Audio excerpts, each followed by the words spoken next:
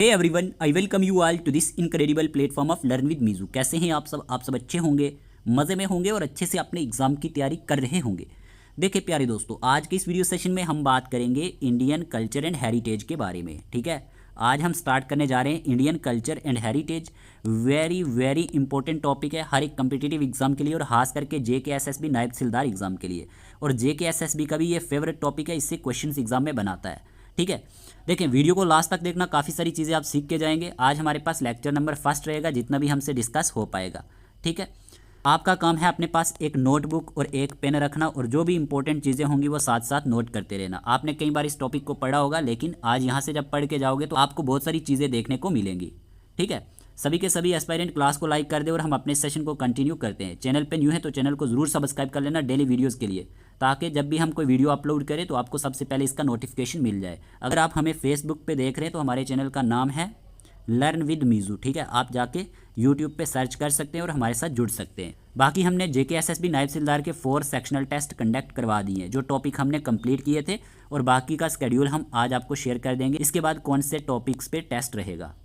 Okay, इससे पहले वाले लेक्चर्स अगर आपने नहीं देखे हुए, प्लेलिस्ट में जाके देख लेना। हर एक चीज़ अच्छे से हमने कवर की हुई है, तो आपको काफ़ी ज़्यादा हेल्प मिलेगी।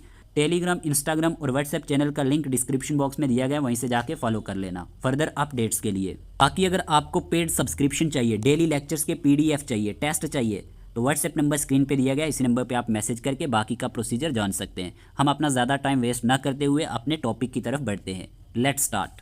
तो सबसे पहले हम देखते हैं कि आर्ट क्या होता है। ठीक है ना, सबसे पहले हम बात कर लेते हैं कि आर्ट होता क्या है।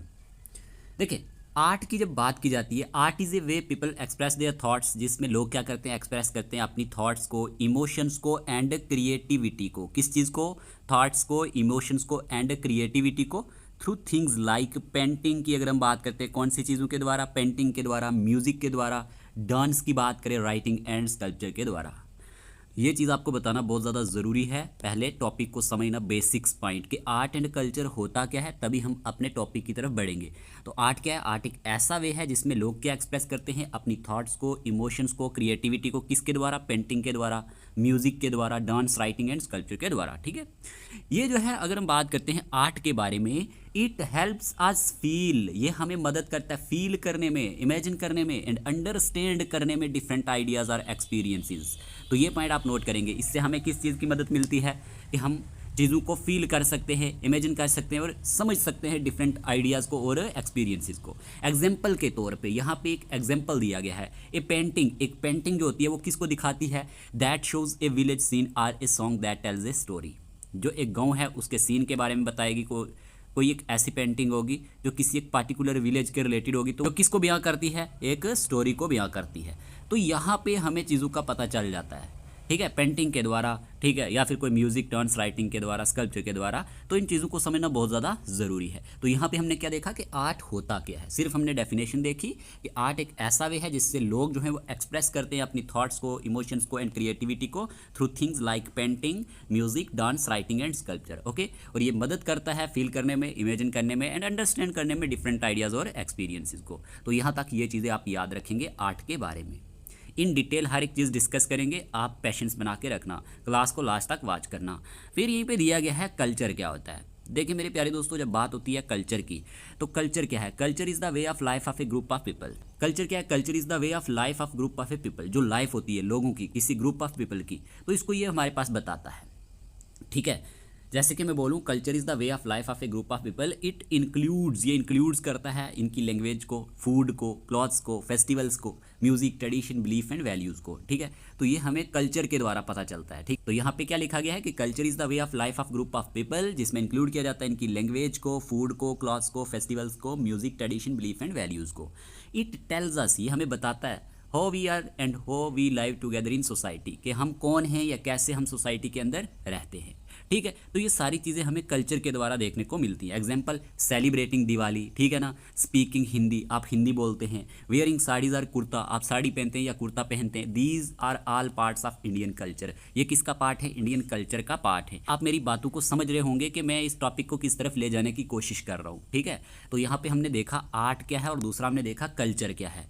अब यहीं पे देखो, यहाँ पे लिखा गया art and culture include many human activities. Art and culture में बहुत सारी ह्यूमन एक्टिविटीज़ आती हैं एंड एक्सप्रेशंस आते हैं जो किसको दिखाते हैं, क्रिएटिविटी को, ट्रेडिशन एंड बिलीव्स को। जैसे आर्ट की बात कर रहे थे हम, आर्ट क्या होता है, आर्ट के अंदर हमारे पास क्रिएटिव एक्सप्रेशन होता है थ्रू डिफरेंट फॉर्म्स, ठीक है। जैसे कि अगर हम बात करते हैं विजुअल आर्ट्स होते हैं, विजुअल आर्ट का मतलब क्या हुआ कि जो आप देख सकते हैं, ठीक है, जो आप देख सकते हैं, थिंग्स यू कैन सी, जो आप चीज़ें देख सकते हैं, जैसे पेंटिंग हो गया, sculpture, drawing, photography and architecture. तो यहाँ पे ये चीज़ आपको समझ आई होगी कि आर्ट के अंदर विजुअल आर्ट होता है, विजुअल आर्ट में हमारे पास पेंटिंग आती है, स्कल्पचर, ड्राइंग, फोटोग्राफी, आर्किटेक्चर, जो चीज़ें आप देख सकते हैं अपनी आंखों के साथ।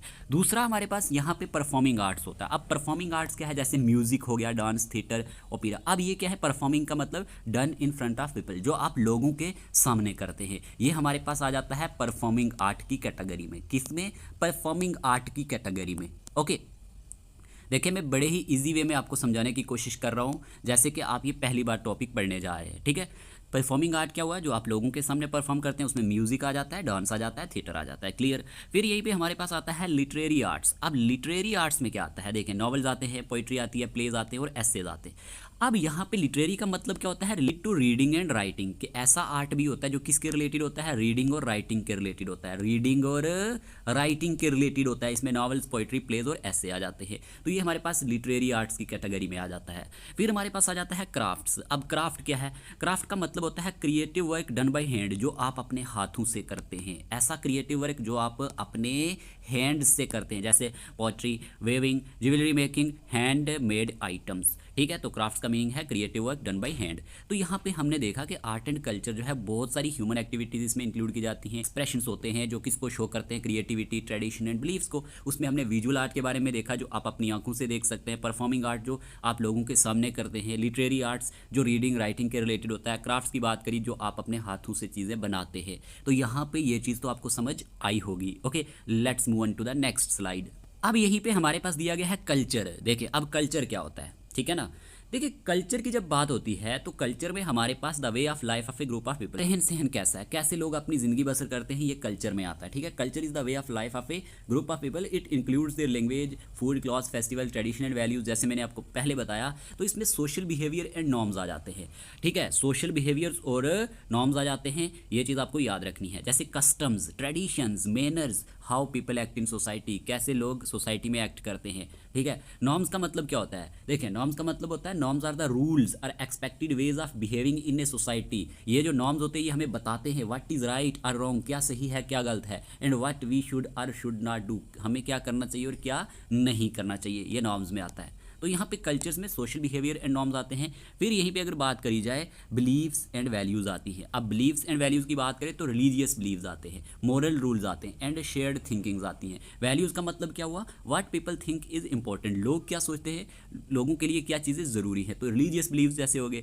मोरल रूल्स आते हैं, शेयर्ड थिंकिंग्स आती हैं, ये बिलीव्स एंड वैल्यूज़ में आता है। फिर हमारे पास नॉलेज एंड स्किल्स आ जाता है कल्चर में। आप देखें language, traditional knowledge, practical skills, ये पास डाउन होता है, यानी ये सिखाया जाता है from one generation to another. जैसे लैंग्वेज होती है तो आपकी अगर कोई एक कॉमन लैंग्वेज है तो आप अपनी आने वाली जनरेशन को भी वही सिखाएंगे। ट्रेडिशनल नॉलेज इसी में आ जाता है और प्रैक्टिकल स्किल्स भी आते हैं। अब यहीं पे मटेरियल कल्चर होता है, जैसे clothes, buildings, tools and object made by people. Artifacts की कैटेगरी में आ जाते हैं, जैसे ओल्ड और हिस्टोरिकल ऑब्जेक्ट्स की हम बात करते हैं। जैसे कश्मीर की बात करें तो कश्मीर में कश्मीरी फेरन बहुत ज़्यादा क्या है, पॉपुलर है। तो ये हमारे पास इस तरह की चीज़ें भी आती है इसमें। और फिर रिचुअल्स एंड सेरेमनीज। अब रिचुअल एंड सेरेमनीज में जैसे marriage, festival, prayers and other formal traditions आते हैं। रिचुअल का मतलब क्या होता है, set of way of doing something often for religion, जो आप क्या करते हैं अपने रिलीजन के लिए करते हैं, ठीक है।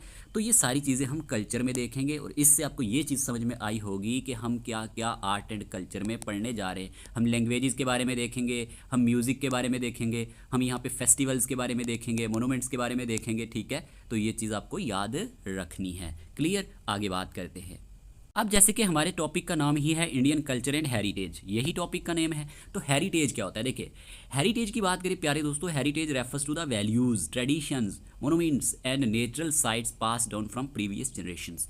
हेरिटेज जो होती है ये वैल्यूज़ होती है, traditions, monuments and natural sites होती हैं जो पास्ट डाउन की गई हैं। क्या की गई हैं, पास डाउन की गई हैं फ्रॉम प्रीवियस जनरेशन से, ठीक है। इसमें ये आप याद रखेंगे हेरिटेज के बारे में। इसमें इंक्लूड किया जाता है बोथ टेंजिबल, टेंजिबल होता है फिजिकल जो आप अपने हाथों से टच कर सकते हैं, देख सकते हैं, एंड इनटेंजिबल यानी नॉन फिजिकल जो आप देख नहीं सकते एलिमेंट्स को, जो रिफ्लेक्ट करते हैं एक कम्युनिटी आइडेंटिटी को एंड हिस्ट्री को। तो ये हमारे पास हेरिटेज में आता है। तो आपको हेरिटेज का भी समझ आया होगा कि हेरिटेज में हम क्या पढ़ेंगे। अब यहीं पे देखें टाइप्स ऑफ हेरिटेज की जब बात करते हैं तो कल्चरल हेरिटेज आता है, जिसमें टेंजिबल कल्चरल हेरिटेज जिसे आप देख सकते हैं, टच कर सकते हैं, जैसे मोनूमेंट्स ताजमहल आगरा में है, ठीक है। फिर यहीं पे टेम्पल्स जैसे कोणार्क सन टेम्पल उड़ीसा में है, फोर्ट्स जैसे कि रेड फोर्ट दिल्ली में है। तो ये हमारे पास क्या होगी, कल्चरल हेरिटेज, ठीक है। और कल्चरल हेरिटेज के साथ साथ ये टेंजिबल कल्चरल हेरिटेज है। क्या है, टेंजिबल कल्चरल हेरिटेज, ओके। तो ये चीज़ आपको समझ आई होगी, जो हम देख भी सकते हैं और टच भी कर सकते हैं। फिर इसी के साथ आ जाता है इंटेंजिबल कल्चरल हेरिटेज। अब ये क्या है, जैसे कि जो हम देख नहीं सकते, ठीक है, टच नहीं कर सकते, जैसे फेस्टिवल्स, दिवाली, ईद, होली, ये इंटेंजिबल कल्चरल हेरिटेज में आ जाता है। फोक म्यूजिक जैसे बोल सॉन्ग्स बंगाल का है, या डांस फॉर्म जैसे भारतनाट्यम या कथक, ठीक है ना। ये सारी चीज़ें इन डिटेल हम डिस्कस करेंगे। मैं आपको एक ओवरव्यू बता रहा हूँ कि हम पढ़ेंगे क्या, मैं आपको मेन टॉपिक की तरफ ही ले जा रहा हूँ, बस बेसिक्स चीज़ें बता रहा हूँ कि ओवरव्यू क्या है इस टॉपिक का। तो यहाँ तक तो चीज़ें आपको समझ आई होंगी क्लियरली। जैसे कि नेचुरल हेरिटेज भी, अब नेचुरल हेरिटेज में क्या आएगा, नेशनल पार्क्स आएंगे, जैसे कि काजीरंगा नेशनल पार्क असम में है। लैंडस्केप्स में जैसे वैली या फ्लावर आपने सुना होगा उत्तराखंड में है। इकोसिस्टम की बात करें, सुंदरबंस, मैंग्रोव फॉरेस्ट जो वेस्ट बंगाल में आते हैं, तो ये नेचुरल हेरिटेज है। ये क्या है, नेचुरल। फिर हमारे पास मिक्स्ड हेरिटेज भी होता है। क्या, मिक्स्ड हेरिटेज। मिक्स्ड हेरिटेज में इंक्लूड किया जाता है बोथ कल्चरल को भी और नेचुरल एलिमेंट्स को भी, जैसे कंचनजुंगा नेशनल पार्क सिक्किम में है। ये क्या है, एक मिक्स्ड हेरिटेज साइट है। तो यहाँ पे हम इस टॉपिक में अब बात करेंगे आर्ट, कल्चर एंड हेरिटेज के बारे में, जिससे बहुत सारे क्वेश्चंस एग्जाम में बनते हैं। A to Z हर एक चीज़ अच्छे से डिस्कस कर लेंगे, ठीक है। आज के इस वीडियो सेशन में जितना भी हमसे डिस्कस हुआ हम करेंगे, लेकिन ये टॉपिक फिर आपको कहीं से पढ़ने की नीड नहीं पड़ेगी, ठीक है जी। बात करते हैं नेक्स्ट। सबसे पहला topic Indian culture and heritage से हम डिस्कस करने जा रहे हैं इंडियन लैंग्वेजेस, ठीक है। सबसे पहला पॉइंट दिया गया आपको संस्कृत। अब ये क्या है, संस्कृत की बात करें तो एंशिएंट लैंग्वेज है। ये क्या है, एक एंशिएंट लैंग्वेज है, ओके।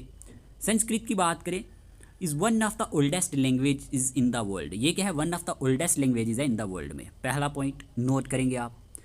एग्जाम में जो पॉइंट पूछा जाता है ये वाला है important. It is often called the mother of all languages. ये किस नाम से जानी जाती है, मदर ऑफ ऑल लैंग्वेजेस के नाम से। अगर आपसे पूछा जाए मदर ऑफ ऑल लैंग्वेजेस के नाम से कौन सी लैंग्वेज जानी जाती है, तो वो हमारे पास संस्कृत रहेगी, ठीक है। संस्कृत जो है ये हमारे पास मदर ऑफ ऑल लैंग्वेजेस के नाम से जानी जाती है, और ये ओल्डेस्ट लैंग्वेज है वर्ल्ड में। दोनों पॉइंट आपकी समझ में आए होंगे, और ये पॉइंट आप ज़रूर याद रख लेना। अब यहीं पे दिया गया है, many Indian and foreign languages have roots in Sanskrit. बहुत सारी इंडियन या फिर हम फॉरेन लैंग्वेजेस की बात करें तो इनके रूट्स हैं संस्कृत में, इसीलिए इंपॉर्टेंट हो जाती है। और याद रखना, it is one of the 22 official languages of India. जैसे कि हमारे पास टोटल कितनी ऑफिशियल लैंग्वेजेस हैं, 22 है। ये एग्जाम में क्वेश्चन पूछा जाता है, और उनमें से ये भी एक है, ठीक है। It is one of the 22 official languages of India. आपने याद क्या रखना है, मेरे पास संस्कृत है, ये mother of all Indian languages के नाम से जानी जाती है। और बहुत सारी इंडियन और जो हमारे पास फॉरेन लैंग्वेजेस है, इनकी रूट्स हैं किस में, संस्कृत लैंग्वेज में। तो ये पॉइंट आप नोट करेंगे। और ये हमारे पास जो टोटल 22 ऑफिशियल लैंग्वेजेस हैं इंडिया की, उनमें ये भी एक आती है, ठीक है। यहाँ तक तो बातें आपको क्लियर हुई होंगी। अब यहीं पे दिया गया है 8th schedule of Indian constitution. Of Indian constitution की जब हम बात करते हैं, द 8th शेड्यूल लिस्ट्स, ये लिस्ट करता है ऑफिशियल लैंग्वेजेस को इंडिया में। किसको, ऑफिशियल लैंग्वेजेस को इंडिया में। और याद रखना, इंडियन लैंग्वेजेस जो ये टॉपिक है ना, JKSSB का फेवरेट टॉपिक है, फेवरेट टॉपिक। और मुझे लगता है कि आपके एग्जाम में क्वेश्चन ज़रूर आएगा, नोट कर लेना मेरी बात। ये जो लैंग्वेजेस है ये रिकॉग्नाइज्ड किए हैं बाय द इंडियन गवर्नमेंट ने। किसने, इंडियन गवर्नमेंट ने। किस में, 8th शेड्यूल में। याद रख लेना, शेड्यूल कौन सा, 8th। अगर हम बात करते हैं शुरू की, एट द स्टार्ट 1950 की अगर हम बात करें, 1950 की मेरे प्यारे दोस्तों, तो यहीं पे 14 लैंग्वेजेस थी टोटल। तब कितनी लैंग्वेजेस थी, 14। अगर आपसे पूछा जाए कि शुरू में कितनी लैंग्वेजेस थी हमारे पास, तो यहाँ पे 14 लैंग्वेजेस थी। किस में, 8th schedule of Indian constitution में। लेकिन अब there are 22 languages after several amendments. बहुत सारे अमेंडमेंट्स हुए, और उन अमेंडमेंट्स के थ्रू यहाँ पे बहुत सारी और लैंग्वेजेस ऐड कर दी गई, जिसमें अब कितनी टोटल है, 22 है। ये पॉइंट आप नोट कर लो, अब कितनी है, 22 है। क्लियर। तो ये जो पॉइंट्स मैंने आपको बताए हैं 8th schedule of Indian constitution के बारे में, ठीक है, ये लिस्ट करता है ऑफिशियल लैंग्वेजेस ऑफ इंडिया को, ठीक। और इसमें हमारे पास सबसे पहले 1950 की बात करें तो कितनी लैंग्वेजेस थी, 14 लैंग्वेजेस थी। अब कितनी है, अब 22 लैंग्वेजेस हैं। और ये ऐड होती हैं किसके द्वारा, अमेंडमेंट्स के द्वारा। बात करेंगे एक एक करके। अब यहाँ पे क्या लिखा गया है, there are a total of 11 classical languages. अब ये पॉइंट भी ज़रूर नोट कर लेना, वेरी वेरी इंपॉर्टेंट। क्या लिखा मैंने, very very important. There are a total of 11 classical languages in India. अब इंडिया में कितनी क्लासिकल लैंग्वेजेस हैं, 11 है। कितनी है, 11 है, भूलना मत। इन अक्टूबर 2024 में, देखें अक्टूबर 2024 में क्या होता है, देखिए जो हमारा टॉपिक होता है ना, इसमें हम करंट अफेयर्स को भी साथ लेके चलते हैं कि अगर करंट अफेयर्स में कोई क्वेश्चन बनेगा टॉपिक के रिलेटेड तो वो भी कवर हो जाए। अक्टूबर 2024 की बात है, यूनियन कैबिनेट ने अप्रूव किया था 5 न्यू लैंग्वेजेस को, ठीक है, 5 और लैंग्वेजेस को, to be recognised as classical languages, जिनको रिकॉग्नाइज किया गया किसके तौर पे, क्लासिकल लैंग्वेजेस के तौर पे। तो bringing the total from 6 to 11। पहले 6 थी, अब आपके पास कोई बुक होगी पुरानी वाली तो आप उससे अगर पढ़ रहे होंगे तो आप गलत है। पहले तो 6 थी, अब कितनी हो चुकी हैं, 11 हो चुकी हैं। इसीलिए ये पॉइंट आपने नोट करना है, ठीक है। अगर आपके एग्जाम में पूछा जाए कि हमारे पास अब टोटल लैंग्वेजेस कितनी है, तो याद रखना क्लासिकल लैंग्वेजेस की बात करें तो 11 है। ऑफिशियल लैंग्वेजेस टोटल कितनी है, तो वो हमारे पास टोटल अब 22 है, लेकिन क्लासिकल लैंग्वेजेस कितनी है, 11 है। पहले कितनी थी, पहले 6 थी, और ये कब ऐड हुई, अक्टूबर 2024 में ऐड हुई। तो यहाँ तक ये चीज़ आपको अच्छे से समझ आ चुकी होगी। Let's move on to the next slide.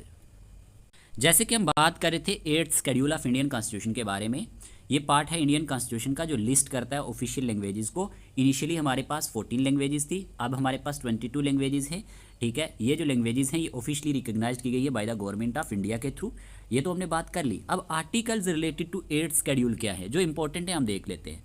Article 344 क्या कहता है, आर्टिकल 344 कहता है committee and commission on official languages. याद रखना, अगर आपसे पूछा जाए कि जो आर्टिकल 344 है, कौन सा, आर्टिकल 344, ये किस बारे में है, committee and commission on official languages. अच्छा, यहाँ पे ये कमेटी का स्पेलिंग ज़रूर याद रखना। JKSSB ने ना ये क्वेश्चन पूछा था VLW के एग्जाम में कि कमेटी का सही स्पेलिंग क्या है, 4 ऑप्शन दिए गए थे, तो हर चीज़ को ध्यान में रखा करो, ठीक है ना। इन शॉर्ट अगर आपसे पूछा जाए आर्टिकल 344 किसके बारे में है, committee and commission on official languages के बारे में है। फिर आर्टिकल 344 सब क्लास फर्स्ट किसके बारे में है, देखें इसमें दिया गया है कि जो हमारे पास प्रेसिडेंट होगा, president to set up a commission after 5 year of constitution commencement then every 10 years, ठीक है। ये चीज़ें किस में दी गई हैं, आर्टिकल 344 सब क्लास फर्स्ट में, कि हमारे पास क्या होगा, after 5 years from when the constitution started, यानी कि अगर हम 1950 की बात करते हैं, and again after 10 year president of India must form a commission through an official order. और ये जो कमीशन होगा will have a chairman and other members, और ये जो मेंबर होंगे ये रिप्रेजेंट करेंगे डिफरेंट इंडियन लैंग्वेजेस को जो मेंशन्ड है 8th schedule of Indian constitution में, ठीक है। और जो प्रेसिडेंट होगा वो भी डिसाइड करेगा how the commission will work, ठीक है, जो भी इसका प्रोसीजर रहता है। अब यहाँ पे देखें, यहाँ पे लिखा गया है president to set up a commission after 5 years of constitution commencement then every 10 years. ये आर्टिकल 344 सब क्लास फर्स्ट में दिया गया है। और ये जो कमीशन है, the commission must have a chairman, commission का क्या होना चाहिए, एक चेयरमैन होना चाहिए, एंड मेंबर्स जो रिप्रेजेंट करेंगे 8th शेड्यूल लैंग्वेजेस को।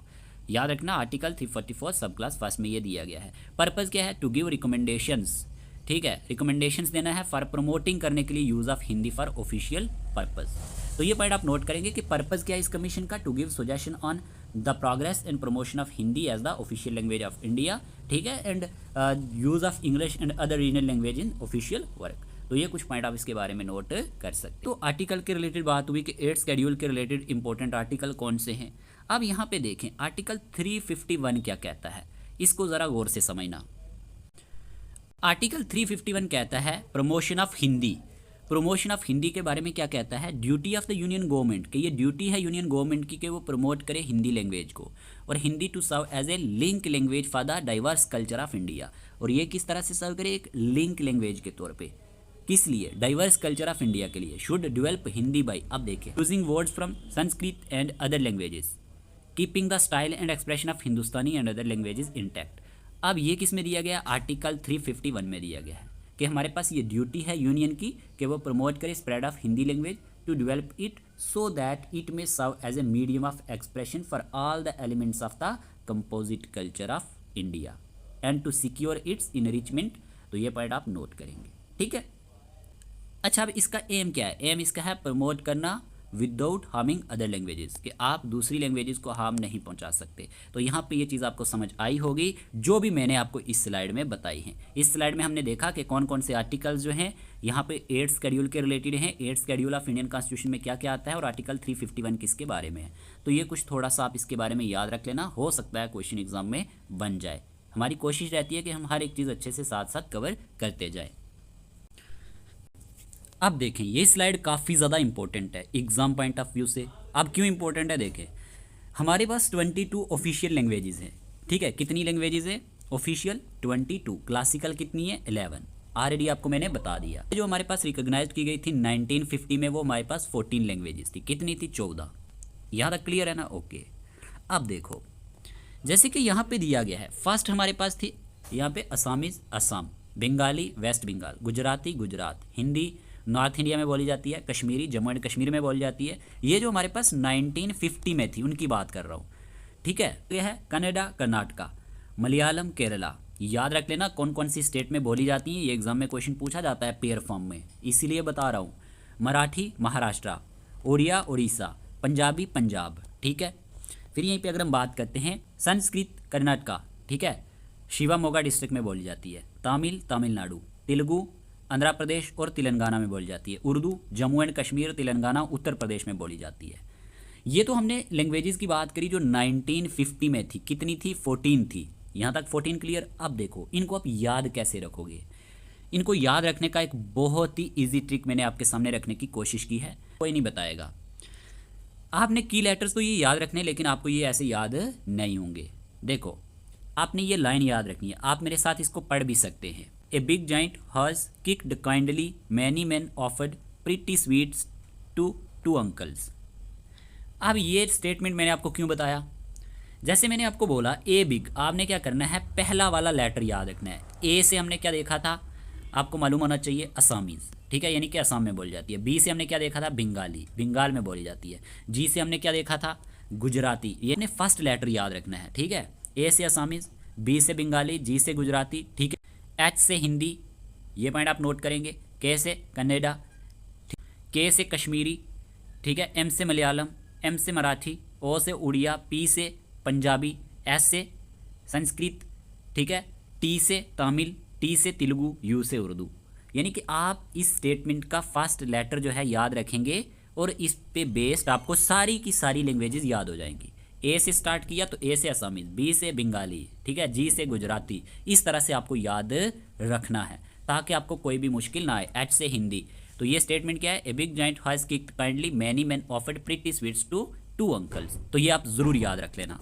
देखें आगे बढ़ने से पहले अगर आप में से किसी को स्टडी मटेरियल चाहिए, टेस्ट सीरीज चाहिए, ठीक है, डेली बेसिस पे लेक्चर्स के पीडीएफ चाहिए, जो भी हम लेक्चर्स लाते हैं इनके पीडीएफ आपको चाहिए ताकि आप अच्छे से अपनी तैयारी को कंटिन्यू कर सकें, तो आप हमारा पेड कोर्स ज्वाइन कर सकते हैं। देखिए आप बहुत सारे एस्पायरेंट के मैसेज आते हैं कि पेड कोर्स में अलग क्या होगा। देखिए पेड कोर्सेज में आपको डेली बेसिस पे लेक्चर्स के पीडीएफ कंप्लीट मिल जाते हैं, ठीक है, कंप्लीट पीडीएफ मिलते हैं। और जैसे ही हम कोई टॉपिक कंप्लीट करते हैं तो उस पर बेस्ड हम फिर यहाँ पे 30 MCQs का टेस्ट भी लेते हैं, OMR बेस्ड टेस्ट, जो हमारे पास सेक्शनल टेस्ट चल रहे हैं। देखिए आपको स्टडी मटेरियल में क्या मिलेगा, general knowledge and current affairs, theory plus topic wise MCQs अच्छे से कवर होंगे। General knowledge with special reference to Jammu and Kashmir अच्छे से कवर होगा, ठीक है। और यहीं पे general English notes with practice set अच्छे से कवर होंगे। नॉलेज ऑफ इंफॉर्मेशन टेक्नोलॉजी जैसे कि कंप्यूटर सेक्शन का पोर्शन रहता है, theory plus topic wise MCQs। और यहीं पे जैसे कि उर्दू है, उर्दू का भी हम आपके लिए टेस्ट कंडक्ट करवाएंगे, उसमें आपको प्रैक्टिस सेट दिए जाएंगे। हम आपको 10 से 15 लेटर प्रैक्टिस करवा देंगे, 10 से 15 जो ऐसे हैं वो प्रैक्टिस करवा देंगे, जो आपको एक पैसे दिया जाता है और फिर आपको MCQs फॉर्म में क्वेश्चन करने होते हैं, वो भी हम आपको प्रोवाइड करेंगे। आपकी तैयारी ऐसी करवा देंगे कि आप जब एग्जाम देने जाएंगे तो आपको कोई भी मुश्किल नहीं आने वाली। जो भी चीज़ें मैंने आपको इसमें बताई हैं ये सारी की सारी आपकी अच्छे से कवर हो जाएंगी। आप इसका स्क्रीनशॉट ले सकते हैं। टोटल फी आपको 599 पड़ेगी। तो आपने करना क्या है, व्हाट्सएप नंबर स्क्रीन पे दिया गया है, इस नंबर पे आपने व्हाट्सएप मैसेज डालना है। बाकी का प्रोसीजर आपको वहीं पे बताया जाएगा, ठीक है। और फी का प्रोसीजर भी आपको तभी बताया जाएगा, ऐसे कोई भी फी पेमेंट नहीं करना। और प्लीज़ वही एस्पायरेंट मैसेज किया करे जो हमारे साथ जुड़ के तैयारी करना चाहें, क्योंकि इतने मैसेज होते हैं कि हम किसी का रिप्लाई नहीं कर पाते हैं, ठीक है। नंबर है 8492886188। इस नंबर पर आप मैसेज करके प्रोसीजर आप अच्छे से जान सकते हैं, ठीक है। एस्पायरेंट का कहना होता है कि क्वेश्चंस किस तरह के टेस्ट में पूछे जाते हैं, तो देख सकते हैं यहाँ पे लेवल 1 लाइनर फॉर्म क्वेश्चन भी पूछे जाते हैं और स्टेटमेंट वाइज भी। जैसे कि यहाँ पे हमने फर्स्ट टेस्ट लिया था सॉइल्स ऑफ इंडिया, तो क्वेश्चन नंबर 1 में पूछा गया था, according to the United States Department of Agriculture soil taxonomy which soil order is the most prevalent in India. इस तरह के क्वेश्चन आपके एग्जाम में डाले जाते हैं, जहाँ पे आप ये भी देख सकते हैं। क्वेश्चन नंबर 4 में पूछा गया है which of the following are true in respect of alluvial soil, ये एक स्टेटमेंट वाइज क्वेश्चन है। फिर यहीं पे अगर हम बात करते हैं which of the following is or are not the characteristic of red soils. तो यहाँ पे स्टेटमेंट वाइज क्वेश्चन भी पूछे जाते हैं, वन लाइनर फॉर्म में भी पूछे जाते हैं, ताकि किसी तरह का भी कोई एग्जाम में क्वेश्चन आता है तो आप उसको इजीली कर पाएं, ठीक है ना। यहाँ पे आप देख सकते हैं क्वेश्चन नंबर 8 में पूछा गया which of the statements given are correct about the soils of India, ठीक है, ये भी एक स्टेटमेंट बेस्ड क्वेश्चन है। फिर यहीं पे आप देख सकते हैं question number 10 put in descending order of area with the following soils in India. तो इस तरह के क्वेश्चंस आपके टेस्ट में डाले जाते हैं। OMR बेस्ड टेस्ट है, तो ये भी आपको पेड व्हाट्सएप ग्रुप में मिलते हैं। क्लियर। यहीं पे अगर आप में से कोई Jammu and Kashmir high court junior assistant के लिए तैयारी कर रहा है तो आपको भी complete study material plus WhatsApp paid group subscription मिल जाएगा। कुछ ही दिनों बाद आपके भी फुल लेंथ टेस्ट कंडक्ट करवाएंगे, ठीक है। कवर क्या होगा, court awareness, legal terms, judiciary की articles plus MCQs, current affairs 2023 से लेकर 25 के आपके कंप्लीट हो जाएंगे, English grammar, vocabulary practice sets, computer section, full length test आपके हम 10 कंडक्ट करवाएंगे, ठीक है। तो यहाँ पे आपको MCQs के सेट भी मिल जाएंगे जिसमें लगभग 1500 के आसपास MCQs होंगे एज अ प्रैक्टिस सेट। तो इसमें आपकी बहुत सारी चीज़ें कवर होने वाली हैं। टोटल फ़ी 499 पड़ेगी, किसको, हाई कोर्ट वालों को, ठीक है, और नायब सिलदार वालों को 599। तो ये अपडेट देना काफ़ी ज़्यादा ज़रूरी था क्योंकि बहुत ज़्यादा मैसेज आते हैं और वहाँ पे हम किसी का रिप्लाई नहीं कर पाते। तो अब से ये चीज़ आपकी समझ में होनी चाहिए। करना क्या है, व्हाट्सएप नंबर स्क्रीन पे दिया गया है, इसी नंबर पे आपने मैसेज करना है और बाकी का प्रोसीजर जान लेना है। बात करते हैं नेक्स्ट। इसके बाद हमारे पास आता है सिंधी। याद रखना, सिंधी ऐड की जाती है 1967 में। नोट कर लेना, 21st अमेंडमेंट एक्ट 1967 के थ्रू हमारे पास सिंधी ऐड किया जाता है। जो सिंधी लैंग्वेज है ना, ये कब ऐड होती है, 1967 में होती है। और याद रखना, ये एक ही लैंग्वेज थी जो हमारे पास 1967 में ऐड की गई थी। अब आपको इसका ट्रिक क्या याद रखना है, just remember S for Sindhi, S for Sindhi और एस फॉर 67, दोनों चीज़ें आपको याद हो जाएंगी कि एस से क्या होता है, सिंधी होता है, और एस से हमारे पास 67 भी होता है। और 21st अमेंडमेंट एक्ट 1967 की बात करें तो इसी के थ्रू हमारे पास सिंधी ऐड किया गया था। ये आपको चीज़ क्लियर हुई होगी, ठीक है। उसके बाद प्यारी दोस्तों हमारे पास दिया गया 1992। 1992 में क्या होता है, हमारे पास कोंकणी, मणिपुरी और नेपाली, ये 3 लैंग्वेजेस ऐड कर दी जाती हैं, ठीक है। नाम क्या इनका, कोंकणी, मणिपुरी और नेपाली। ट्रिक क्या है, KMN, KMN याद रख लेना, क्या मेरा नाम। आप ऐसे भी याद रख सकते हैं, क्या मेरा नाम। इनका फर्स्ट लेटर आप याद रख सकते हैं, K से कोंकणी, M से मणिपुरी, N से नेपाली। तो KMN ट्रिक आपने 1992 वाली लैंग्वेजेस के लिए याद रखना है, जो 1992 में ऐड कर दी गई थी।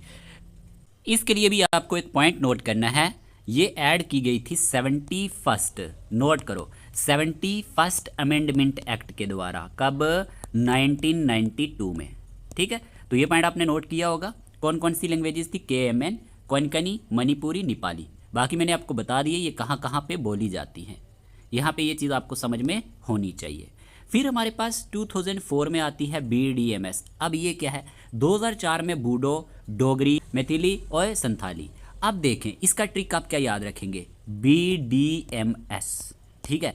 B से यहाँ पे आप याद रखेंगे बूडो, D से डोगरी, M से मैथिली और S से संथाली। अब देखिए ट्रिक क्या है, बिग डांस मेक्स साउंड। ये आप लाइन भी याद रख सकते हैं अगर आपको याद रखनी है। तो B से क्या होगा, बूडो, D से डोगरी, M से मैथिली और S से संथाली। तो ये याद रखना 2004 में ऐड कर दी गई थी। कब, 2004 में। इसमें आपको एक बात याद रखनी है कि ये हमारे पास 92nd कॉन्स्टिट्यूशनल अमेंडमेंट एक्ट जो था 2003 का, उसमें ऐड किया गया बूडो, ठीक है, डोगरी, ठीक है, मैथिली एंड संथाली लैंग्वेजेस को 8th schedule of the Indian constitution में। लेकिन ये जो अमेंडमेंट था ये फोर्स में यानी इफेक्ट में कब आया था, 2004 में आया था।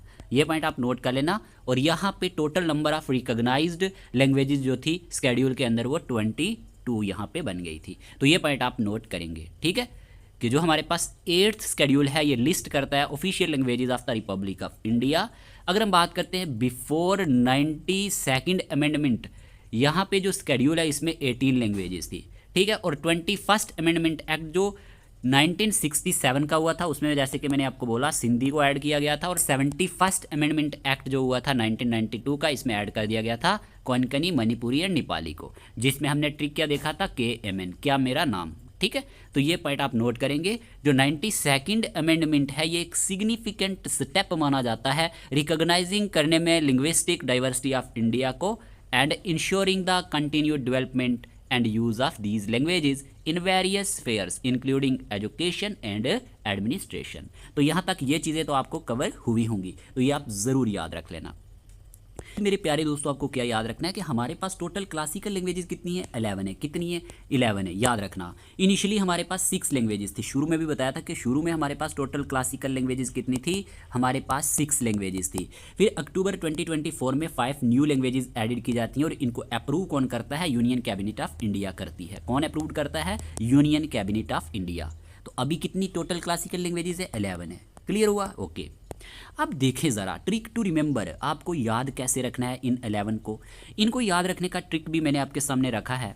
The smart tiger kills many on mountains playing peacefully around Bengal. ये लाइन आपको याद रखनी है। The smart tiger kills many on mountains, okay, बिल्कुल ईजी है। Playing peacefully around Bengal. अब देखें, ईच वर्ड स्टैंड्स फॉर, पहला जो टी है ना, टी या फर्स्ट लेटर आपको याद रखना है। क्या है, दा से यानी टी से तामिल, ठीक है। एस स्मार्ट है तो एस का जो पहला आएगा, एस से हमारे पास संस्कृत, ओके। टाइगर से, टी से तेलुगु, के से कन्नड़ा, ओके। एम से मलयालम, ओ से उड़िया, एम से मराठी, पी से पाली, पी से प्राकृत, ए से असमीज और बी से बंगाली। तो यहाँ पे ये चीज़ आपको समझ आई होगी। देखिए, अगर आपको अलग से लैंग्वेजेस ऑफ इंडिया का टॉपिक देखना है ना, मैंने अलग से ये कवर किया हुआ है, स्पेसिफिक एक टॉपिक भी मैंने बहुत सारी चीज़ें डिस्कस की हुई है, वो भी आप जाके देख लेना अगर आपके पास टाइम हुआ। लेकिन मुझे नहीं लगता कि आपको वो देखने की नीड है। अब यहाँ पे ये लाइन आप जरूर याद रखेंगे, the smart tiger kills many on mountains playing peacefully around Bengal. First letter आप सब याद रखेंगे। टी से यहाँ पे तमिल लैंग्वेज हो गई, एस से यहाँ पे संस्कृत हो गई, टी से तेलुगु हो गई, के से कन्नड़ा हो गई, एम से मलयालम हो गई, ओ से हमारे पास उड़िया हो गई, एम से हमारे पास मराठी हो गई, पी से हमारे पास पाली हो गई, पी से हमारे पास प्राकृत हो गई, ए से असमीज हो गई और बी से बंगाली हो गई। तो ये पॉइंट आप ज़रूर नोट करेंगे, ओके। अब यहाँ पे एक क्वेश्चन आपके माइंड में आया होगा, जैसे कि पाली, ये पाली जो है और दूसरी हमारे पास प्राकृत, ये दोनों जो लैंग्वेजेस है ना, ये क्लासिकल लैंग्वेजेस में तो दी गई हैं, but 8th schedule of Indian constitution में नहीं दी हुई। तो ये पॉइंट आप ज़रूर याद रख लेना, ठीक है। ये जो लैंग्वेजेस हैं ये हिस्टोरिकली सिग्निफिकेंट हैं और ये रिकॉग्नाइज की गई हैं क्लासिकल लैंग्वेजेस, ठीक है। और ये हमारे पास 22 ऑफिशियल लैंग्वेजेस का पार्ट नहीं है। लेकिन आपसे पूछा जा सकता है कि ऐसी कौन सी 2 लैंग्वेजेस हैं जो क्लासिकल तो हैं but 8th schedule of Indian constitution की 2 ऑफिशियल लैंग्वेजेस में नहीं दी हुई। तो याद रख लेना, यही 2 आएंगी, एक पाली और दूसरी प्राकृत। तो ये चीज़ भी आपको समझ में आई होगी, ओके। और आप याद रख सकते हैं पाली एंड प्राकृत के बारे में, both granted classical language status by the Indian government on October 3, 2024। तो ये डेट भी आप याद रख सकते हैं, नोट कर लेना अपनी कॉपी पे साथ ही साथ। तो ये चीज़ें मैंने आपको बताई हैं यहाँ पे। होप आपको ये सारी की सारी चीज़ें अच्छे से समझ में आ चुकी होंगी। अब यहीं पे कुछ थोड़े से इंपॉर्टेंट पॉइंट याद रख लेना आप एग्ज़ाम के लिए। जैसे हमने देखा था Indian languages constitution and classification, Indian languages जो है ये मेंशन है 8th शेड्यूल ऑफ कॉन्स्टिट्यूशन में, okay. Total number of languages 8th schedule में 22 लैंग्वेजेस हैं, ठीक है। याद रख लेना जो ऑफिशियल लैंग्वेजेस हैं। Oldest indigenous language family India की कौन सी है, तो ये पॉइंट आप नोट कर लेना। जो फैमिली है ये हमारे पास द्रविडियन लैंग्वेज फैमिली है। पूछा जाता है ये क्वेश्चन, द्रविडियन लैंग्वेज फैमिली जो है ये इंडिजीनियस लैंग्वेज फैमिली मानी जाती है इंडिया में, ओल्डेस्ट, याद रखना। और यहाँ पे एक क्वेश्चन पूछा जाता है, language derived from Swahili A Bantu language, तो याद रखना सिद्धि लैंग्वेज, ठीक है। ये कुछ एक्स्ट्रा पॉइंट्स बता रहा हूँ जो हट के पूछे जाते हैं। फिर क्लासिकल लैंग्वेज ऑफ इंडिया कौन सी है, मोस्ट एंशिएंट अगर हम बात करते हैं लिटरेरी लैंग्वेज ऑफ इंडिया जो है वो हमारे पास कौन सी रहती है, Sanskrit, okay. Languages granted classical status until 2024, 11 languages हैं जिसमें इनिशियली हमारे पास 6 थी। ये पॉइंट आपको मैंने समझाया। Oldest classical language of the world कौन सी है, याद रखना संस्कृत है, ठीक है, जो रिकॉग्नाइज की गई थी 2005 में। 2 languages granted classical status in same year, अगर आपसे पूछा जाए 2 ऐसी लैंग्वेजेस जिनको क्लासिकल स्टेटस सेम ईयर में मिला, वो कौन कौन सी हैं, कन्नड़ा एंड तेलुगु, 2008 में मिला था। ये पॉइंट आप नोट करेंगे। क्लासिकल लैंग्वेज जो हैं इनमें से जो हमारे पास क्वीन ऑफ ऑल लैंग्वेजेस मानी जाती है ये हमारे पास कन्नड़ा रहने वाली है। ये पॉइंट आप नोट कर लेना, ठीक है। Language group with most classical languages की बात करें तो द्रविडियन, ये पॉइंट आप नोट करेंगे। ऐसा लैंग्वेज ग्रुप जिसमें मोस्ट क्लासिकल लैंग्वेजेस आती हूँ तो द्रविडियन है। यहाँ पे जो चीज़ें मैंने आपको बताई आपने ये सारी की सारी नोट की होंगी, आपको ये समझ आई होंगी। फिर यहीं पे दिया गया है facts about Hindi and Urdu के बारे में अगर हम बात करते हैं। फादर ऑफ उर्दू लैंग्वेज की जब हम बात करते हैं तो याद रखना मौलवी अब्दुल हक आएगा, ठीक है। मौलवी अब्दुल हक ये हमारे पास बाबाए उर्दू के नाम से जाने जाते हैं। स्क्रिप्ट ऑफ हिंदी लैंग्वेज की बात करें तो देवनागरी, ठीक है, ये पॉइंट आप नोट करेंगे, ये पूछा जाता है कि स्क्रिप्ट इसका क्या है। फिर यहीं पे first epic in early Hindi, तो याद रखना जो फर्स्ट एपिक था अर्ली हिंदी में वो हमारे पास खारी बोली। यहीं पे याद रखना पृथ्वीराज रासो जो हमारे पास किसने लिखी है, चांद बरदई ने, ये पॉइंट नोट कर लेना, ये फर्स्ट एपिक था अर्ली हिंदी में, ठीक है, पूछा जा सकता है, इस तरह के पॉइंट्स एग्जाम में पूछे जाते हैं। फिर यहीं पे अगर हम बात करते हैं डायलैक्ट्स एंड रीजनल फॉर्म्स, ठीक है, जब हम बात करते हैं डायलैक्ट्स के बारे में, अब ये होता क्या देखें, dialects are regional or social varieties of a language that differ in terms of pronunciation, vocabulary and grammar. अब यहाँ पे दिया गया Surdas wrote in dialect Brajbhasha dialect of Hindi, ये क्या चीज़ है देखें, इसके बारे में जब हम बात करते हैं ना, याद रखना ये जो हमारे पास सूरदास लिखा गया है, ठीक है ना, इन ब्रजभाषा में लिखा गया था अभी चिंतामणि त्रिपाठी के थ्रू, चिंतामणि पूछा जाता है कई बार त्रिपाठी के थ्रू, ठीक है। और इसके बारे में आप ये याद रख लेना कि जो हमारे पास सूरदास होते हैं ये क्या होते हैं, ये जाने जाते हैं डिवोशनल पोएम्स के लिए, जैसे लॉर्ड कृष्णा पे अगर हम बात करें स्पेशली इन ब्रजभाषा में, तो आप याद रखना कावी चिंतामणि त्रिपाठी के बारे में, ये मॉडर्न पोएट है जो जाने जाते हैं राइटिंग इन ब्रजभाषा, ठीक है। फिर यहीं पे ब्रजभाषा की बात करें, खारी बोली, बुंदेली, तनुज, ये बिलोंग्स करती है किसके साथ, वेस्टर्न हिंदी के साथ। और फॉर्म ऑफ हिंदी जो बोली जाती है मेरठ, दिल्ली, अम्बाला में अगर आपसे पूछा जाए तो ये खारी बोली बोली जाती है। कि फॉर्म्स ऑफ हिंदी, जो हिंदी की फॉर्म है जो मेरठ, दिल्ली और अम्बाला में बोली जाती है, किस नाम से जानी जाती है, खारी बोली के नाम से जानी जाती है। अब ये पॉइंट क्यों बताया, क्योंकि ये क्वेश्चन एक एग्जाम में पूछा गया था। मैंने फैक्ट्स आपको बताए, कुछ इंपॉर्टेंट पॉइंट्स लास्ट पे बताएं कि आप ये भी ज़रूर याद रख लेना। इन डीप अगर कोई क्वेश्चन एग्जाम में बनेगा तो आप ये भी आसानी से कर पाएंगे, ठीक है। जितनी भी चीज़ें यहाँ पे बताई हैं ज़रूर नोट कर लेना। अब यहीं पे हमारे पास दिया गया है तमिल लैंग्वेज के बारे में कि तमिल जो है ये मदर है द्रविडियन लैंग्वेजेस की, क्या है, मदर है। ओल्डेस्ट तमिल टेक्स्ट की बात करी जाए, JKSSB ने ये क्वेश्चन 2 बार पूछा हुआ है कि हमारे पास ओल्डेस्ट तमिल टेक्स्ट कौन सा है। आर्ट एंड कल्चर में से ये क्वेश्चन कई बार पूछा जा चुका है। और याद रखना टोलाकपियम जो है ये हमारे पास ओल्डेस्ट तमिल टेक्स्ट माना जाता है। अगर आपसे पूछा जाए मदर ऑफ द्रविडियन लैंग्वेजेस कौन सी लैंग्वेज है, तमिल लैंग्वेज है, ओके। अगर आपसे पूछा जाए ओल्डेस्ट तमिल टेक्स्ट कौन सा है तो टोलाकपियम है, ओके। फिर यहीं पे दिया गया है कन्नेडा लैंग्वेज, ये क्या है, यही वर्ड होती है फ्रॉम प्रोटो द्रविडियन से। ये क्वेश्चन एक पूछा गया था कि जो कन्नेडा लैंग्वेज है ये किससे इवॉल्व होती है, तो याद रखना प्रोटो द्रविडियन ग्रुप से, फैमिली ग्रुप से। इंपॉर्टेंट है, नोट कर लेना, इन शॉर्ट आपको बता दिया, थोड़ा सा अवेयर रहना है। फिर तेलुगु लैंग्वेज की बात करें तो तेलुगु जो है ये लैंग्वेज फ्लोरिस्ट हुई ड्यूरिंग, याद रखना ये क्वेश्चन भी एक एग्जाम में पूछा जा चुका है कि तेलुगु लैंग्वेज फ्लोरिस्ट कौन से टाइम पीरियड में हुई, किसके टाइम पीरियड में हुई, तो आप नाम ज़रूर याद रखना, कृष्णा देवा राया के, याद रखना कृष्णा देवा राया के टाइम पीरियड में हमारे पास तेलुगु लैंग्वेज जो थी ये फ्लोरिस्ट हुई थी, ठीक। विजयनगर एम्पायर से ये बिलोंग करता था, किससे, विजयनगर एम्पायर से, तो याद रख लेना इसके बारे में। ये एक्स्ट्रा चीज़ें बता रहा हूँ कुछ, ठीक है ना, जो एक्स्ट्रा हट के क्वेश्चन एग्जाम में पूछे जाते हैं। फिर मलयालम लैंग्वेज की बात करें तो ये जानी जाती है daughter of Tamil in Dravidian languages में, ठीक है, ये पॉइंट भी आप नोट कर सकते हैं, ठीक है। फिर यहीं पे दिया गया है द्रविडियन लैंग्वेजेस के बारे में, ये हमारे पास सेकंड लार्जेस्ट लैंग्वेज फैमिली है इंडिया की, क्या है, second largest language family India की। और ये मेनली कहाँ पे बोली जाती है, सौदर्न इंडिया में, कहाँ पे, सौदर्न इंडिया में, ओके। फिर यहीं पे दिया गया है तिब्बतो बर्मन लैंग्वेज फैमिली, ये बोली जाती है लद्दाख में, हिमाचल प्रदेश में, नेपाल, सिक्किम, भूटान, अरुणाचल प्रदेश में। नोट कर लेना, अगर पूछा जाए कहाँ कहाँ बोली जाती हैं, लद्दाख में, ठीक है, हिमाचल प्रदेश, नेपाल, सिक्किम, भूटान, अरुणाचल प्रदेश। फिर यहीं पे दिया गया है टाई कडाई लैंग्वेज फैमिली, ये क्या है, जब हम बात करते हैं टाई कडाई लैंग्वेज फैमिली के बारे में, ये डोमिनेंट लैंग्वेज है होम किंगडम की, किसकी, होम किंगडम की, ये हमारे पास डोमिनेंट लैंग्वेज थी, ठीक है, मॉडर्न डे असम में ये पड़ता है। तो अगर आपसे पूछा जाए कि हमारे पास टाई कडाई जो हमारे पास लैंग्वेज फैमिली है ये डोमिनेंट कौन सी किंगडम में थी, होम किंगडम में, ठीक है, पूछा जाता है। तो ये जो क्वेश्चंस यहाँ पे इंडियन लैंग्वेजेस से बनते हैं, मोस्टली हर एक चीज़ मैंने यहाँ पे कवर कर दी है। जो भी चीज़ें अभी बची होंगी तो हम टेस्ट सीरीज में कवर कर देंगे। तो यहाँ तक आपको ये सारी चीज़ें समझ आई होंगी, क्लियर। अब यहीं पे इंडियन लैंग्वेजेस पे बेस्ड कुछ क्वेश्चन पूछे गए हैं, बताएं ज़रा। Which of the following languages is known as daughter of Tamil, बताएं इनमें से कौन सी लैंग्वेज ऐसी है जो डॉटर ऑफ तमिल के नाम से जानी जाती है, बताओ ज़रा, डॉटर ऑफ तमिल के नाम से जानी जाती है, क्या आंसर रहेगा। तो इस क्वेश्चन का आंसर है मलयालम, ठीक है। मलयालम लैंग्वेज जो है ये जान जाती है डॉटर ऑफ तमिल के नाम से। फिर पूछा गया the oldest noun text in Tamil languages के जो ओल्डेस्ट नाउन टेक्स्ट है तमिल लैंग्वेज में वो क्या है। कई बार जेके एसएसबी ने ये क्वेश्चन पूछा हुआ है, फिर ना पूछ ले कहीं। टोला कपियम, ठीक है। Option number C, option number C इसका सही आंसर है। ये ओल्डेस्ट नाउन टेक्स्ट माना जाता है तमिल लैंग्वेज में। किस में? तमिल लैंग्वेज में।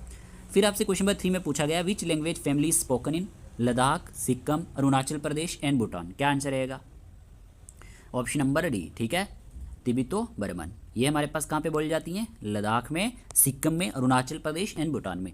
क्वेश्चन नंबर 4 में पूछा गया है the Telugu language saw major literary development during the rule of. अभी अभी पढ़ाया आपको, क्या आंसर रहेगा? The Telugu language saw major literary development during the rule of Krishna Deva Raya.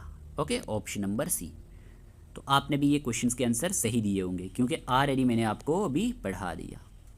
Okay जी, तो यहाँ पे हमारे पास इंडियन लैंग्वेजेस वाला टॉपिक ख़त्म होता है, ठीक है, आर्ट एंड कल्चर में। अब हम बात करेंगे नेक्स्ट टॉपिक की जिससे क्वेश्चंस एग्जाम में पूछे जाने के चांसेस हैं। अब सेकंड नंबर पे हमारे पास आ जाता है इंडियन लिटरेचर, ठीक है। Indian literature, art and culture जब हम पढ़ते हैं तो हमें इंडियन लिटरेचर को भी देखना है। सबसे पहले हम देख लेते हैं कि इंडियन लिटरेचर है क्या, ठीक है ना। Indian literature refers to the vast and diverse body of written and oral work produced in various Indian languages over centuries. देखें, जो इंडियन लिटरेचर है ये बहुत ज़्यादा वास्ट है, diverse body of written and oral work है। अब यहाँ पे देखें, ओरल वर्क का मीनिंग हुआ कि यानी spoken words, face to face, telephone, audio और वीडियो जो हमारे पास चीज़ें रहती हैं। रिटन का मतलब हुआ कि जो हमारे पास रिटन सिंबल्स हैं जिसमें लेटर्स, वर्ड्स थ्रू बुक्स के ज़रिए हमें देखने को मिलते हैं, ठीक है ना। तो ये चीज़ें हम देखेंगे इंडियन लिटरेचर में। अब इंडियन लिटरेचर की जब बात होती है तो इसमें इंक्लूड किया जाता है एंशिएंट टेक्स्ट को, जिसमें मेडिवल मॉडर्न पीरियड्स आ जाता है। कंपोज्ड इन लैंग्वेजेस सच एज, हमारे पास कौन कौन सी लैंग्वेजेस में बना हुआ है, कंपोज्ड हुआ है। जैसे संस्कृत की बात करें, Tamil, Hindi, Urdu, Bengali, Telugu, Kannada and many others. तो ये हमारे पास कहने का मतलब ये है कि इंडियन लिटरेचर जो है ये हमारे पास बहुत ही वास्ट और डाइवर्स है, रिटन भी है और ओरल भी है, जो हमें बहुत सारी लैंग्वेजेस में देखने को मिलता है ओवर सेंचुरीज़ की अगर हम बात करते हैं, ठीक है। और इसमें बहुत सारे टेक्स्ट को इंक्लूड किया गया है, जैसे कि एंशिएंट में अलग से हैं, मेडिवल में अलग से हैं, मॉडर्न में अलग से हैं, और ये कंपोज्ड किए गए हैं मतलब डिफरेंट लैंग्वेजेस में। उसमें सारी लैंग्वेजेस मैक्सिमम आ जाती हैं।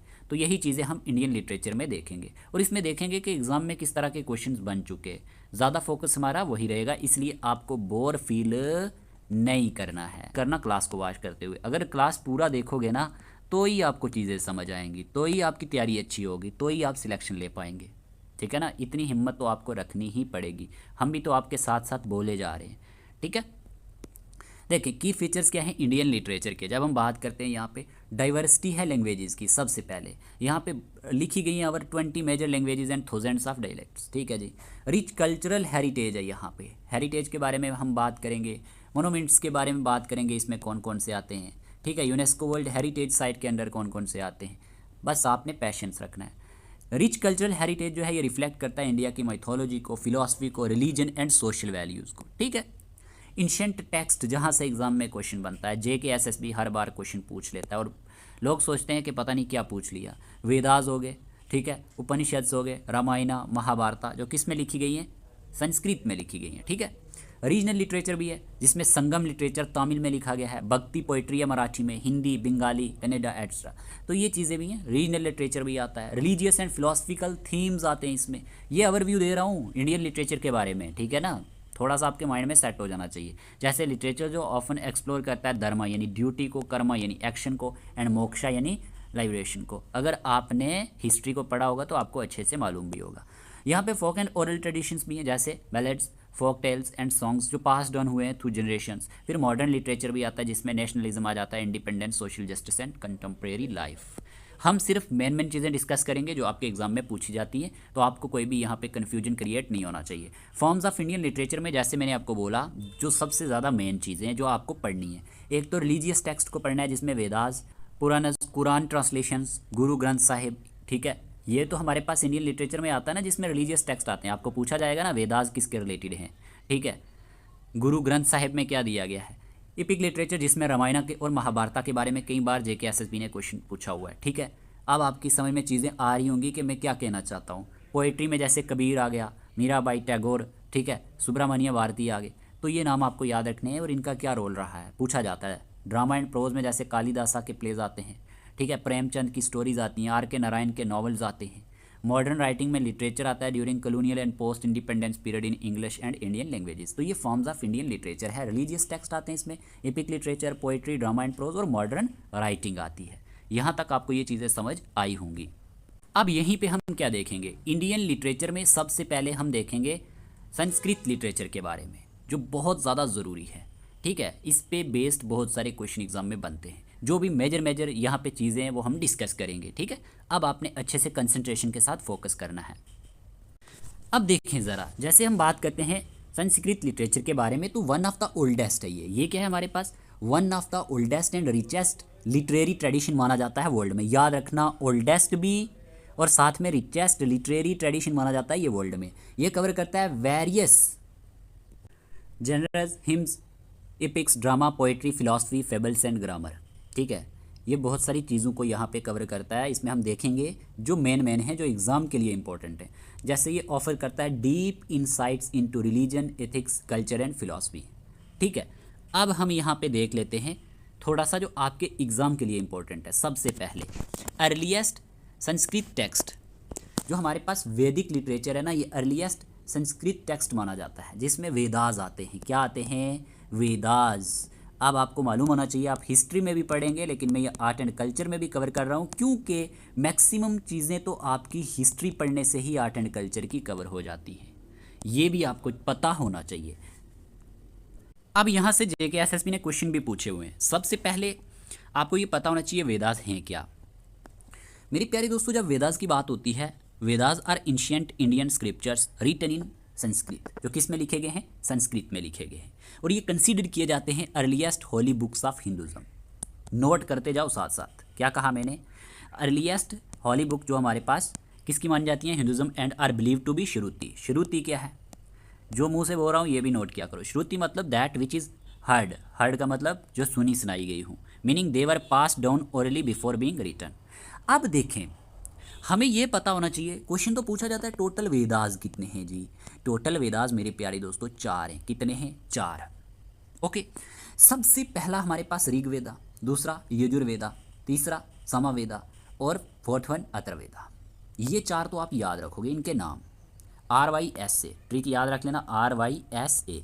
R से ऋग्वेदा, Y से यजुर्वेदा, S से सामवेदा, A से अथर्ववेदा। अब देखें, जैसे ऋग्वेदा, इसमें हिम्स टू राइटिंग्स के बारे में बताया गया है। अब होता क्या है, ये ओल्डेस्ट है। क्वेश्चन पूछा जाता है, नोट करना कि सबसे ओल्डेस्ट वेदास कौन सा है। सबसे ओल्डेस्ट ऑफ द 4 वेदास में से ऋग्वेदा, ठीक है। ऋग्वेदा ओल्डेस्ट है, पहला पॉइंट नोट करो, ओल्डेस्ट है। और याद रखना, ये कंपोज किया गया था लगभग 1500 BCE में। दूसरा पॉइंट आप नोट कर सकते हैं।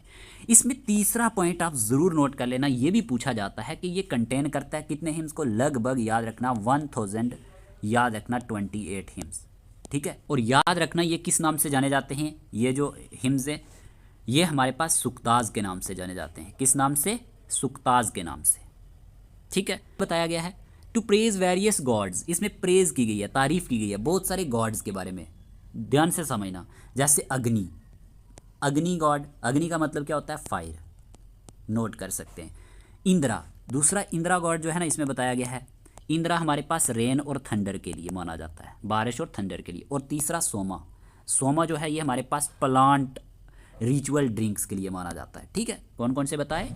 याद रखना, जिसमें प्रेज की गई है वेरियस गॉड्स की, जो मैंने हिम्स बताया आपको 1028 हिम्स हैं जो सुक्ताज के नाम से जाने जाते हैं। और उसमें किसकी तारीफ़ की गई है? गॉड्स की तारीफ़ की गई है। अग्नि गॉड यानी फायर के related, Indra god rain thunder के related, Soma god plant ritual drink के रिलेटेड। समझ आया होगा।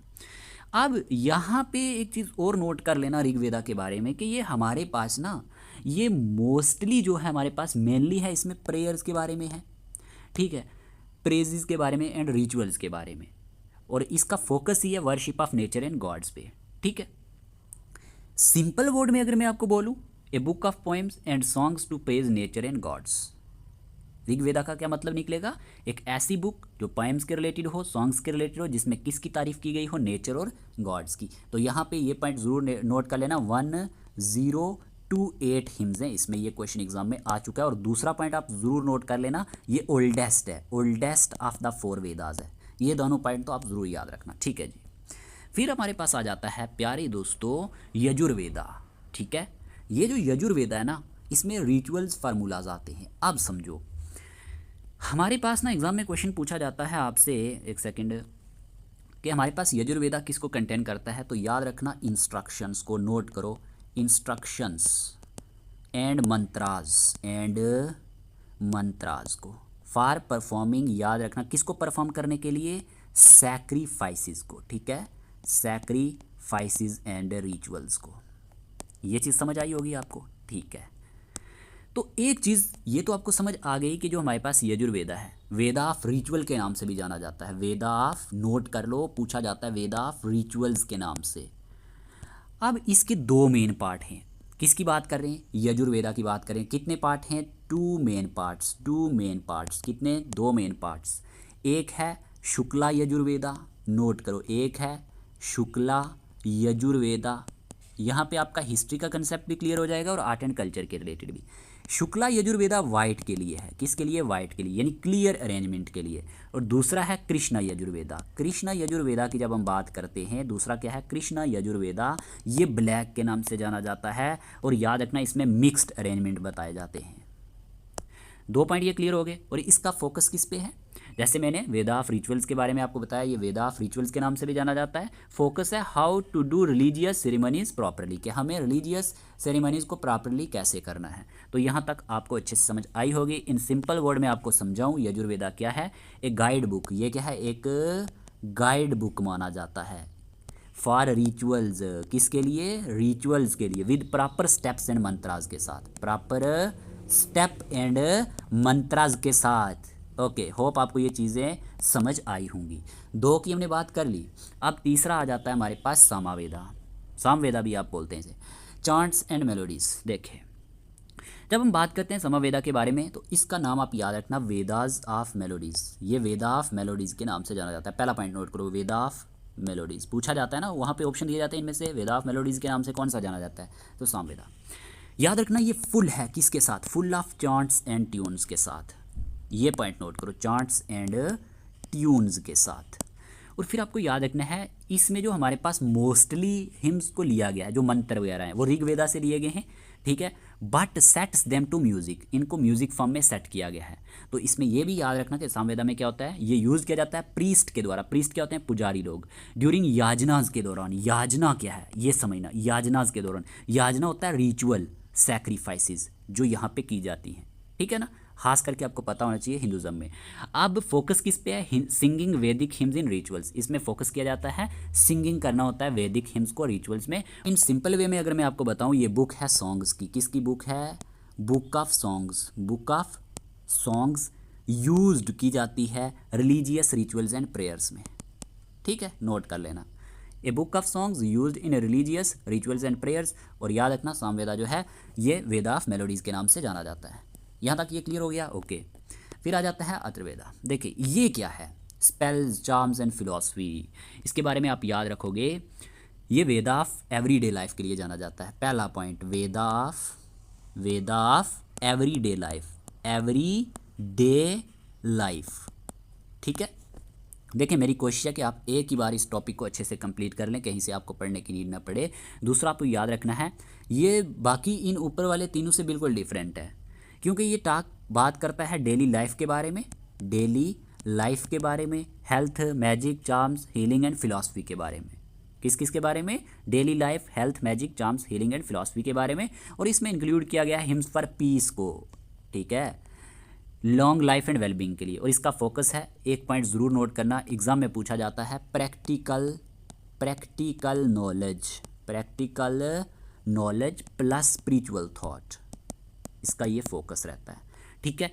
और सिंपल वे में आपको बोलूं, अथर्ववेदा के बारे में लास्ट पे ये बुक है डेली लाइफ के बारे में, किसके बारे में, डेली लाइफ के बारे में, प्रेयर्स के बारे में, health tips and magical hymns के बारे में। तो यहाँ पे 4 ये हमारे पास कंप्लीट हो चुके हैं वेदास। अगर वेदास से क्वेश्चन पूछा जाएगा तो आपको पता होना चाहिए 4 वेदा हैं, और उनके बारे में एक एक चीज़ मैंने आपको बता दी है, ठीक है। तो इसमें आपको कोई भी परेशानी नहीं होनी चाहिए। और इन शॉर्ट आप ये याद रख सकते हैं, इन पे बेस बन जाता है कि रिचुअल फार्मूलाज किस में बताए गए हैं, चांट्स एंड मेलोडीज़ किस में बताया गया है, हिम्स टू डाइटीज़ किस में बताया गया है, और स्पेल चार्म्स एंड फिलॉसफी के बारे में किस वेदा में बताया गया है। हो जाता है उपनिषद। अब ये क्या है, जब हम बात करते हैं इसके बारे में तो आपको क्या याद रखना है मेरे प्यारे दोस्तों, यहाँ पे आपको याद रखना है उपनिषद जो होते हैं ये स्पिरिचुअल एंड फिलोसफिकल टेक्स्ट होते हैं। क्या होते हैं? Spiritual and philosophical text that come at the end of the Vedas, जो किसके एंड पे आते हैं? वेदास के एंड पे आते हैं, ठीक है। और इसमें ये चीज़ याद रखना, they explain the inner meaning of life. ये जो उपनिषद होते हैं ना, ये एक्सप्लेन करते हैं इनर मीनिंग ऑफ लाइफ, यानी सोल की अगर हम बात करें, सोल को क्या बोलते हैं? आत्मा, यानी कि आत्मन, ठीक है। एंड गॉड, यानी गॉड किसको बोलते हैं यहाँ पे? ब्राह्मण। आप देखें फिलोसफिकल डिस्कशंस होती हैं ब्राह्मण्स पे यूनिवर्सल सोल के बारे में, complete all over the world. And आत्मन यानी कि इंडिविजुअल सोल के बारे में, आत्मा के बारे में इसमें बात की जाती है। तो उपनिषद का मतलब है सिट नेयर। एक पॉइंट नोट कर लेना, उपनिषद जो वर्ड उपनिषद है ना, इसका मीनिंग क्या है? Sit near, to sit near इसका मीनिंग है। Like a student sitting near a teacher to learn deep truth. आपको ये चीज़ समझ आई होगी। इसका मीनिंग है, जो वर्ड उपनिषद है इसका मीनिंग है टू सिट नियर। इसका फोकस है, focus on the nature of reality, ठीक है, लिबरेशन एंड सेल्फ रियलाइजेशन। तो ये पॉइंट आप नोट करेंगे। ये जो हमारे पास उपनिषद है ना, ये क्या कहता है? जैसे कि आत्मन यानी आत्मा के बारे में बोला, equal to Brahman, equal to Brahman. इसका मीनिंग क्या हुआ? यानी कि you are soul and the supreme god are the same in reality. ये ऐसा कहता है उपनिषद का जो आइडिया है। और इसमें बताया जाता है कि जो ट्रू नॉलेज है ना, ये कहाँ से आता है? True knowledge comes from looking within yourself, not outside. और गोल ऑफ लाइफ जो है, इसमें यह बताया जाता है कि जो गोल है लाइफ का, goal of life is moksha. Goal of life क्या है? मोक्षा है, यानी फ्रीडम फ्रॉम रीबर्थ है। मोक्षा का मीनिंग होता है freedom from rebirth which comes to self realisation. तो ये कुछ पॉइंट आप इसके बारे में नोट कर लेना। फिर यहीं पे दिया गया है हमारे पास ब्राह्मणाज एंड अरण्यकाज। अब ये क्या है? ब्राह्मणाज क्या है? Brahmanas ritual explanation and guidance के बारे में बताते हैं। और अरण्यकाज क्या है? ये philosophical meditations meant for forest hermits हैं। यहाँ पे समझना, जो अरण्यकाज है ना, अरण्य का वर्ड जो है ये आया है अरनिया से। किससे? अरनिया से, ठीक है, जिसका मीनिंग है फॉरेस्ट। इसका मीनिंग क्या है? फॉरेस्ट। ये क्वेश्चन एग्जाम में आ चुका है, किस में? संस्कृत में। तो अरण्यकाज की अगर हम बात करें, ये क्या कहलाती हैं? Forest book.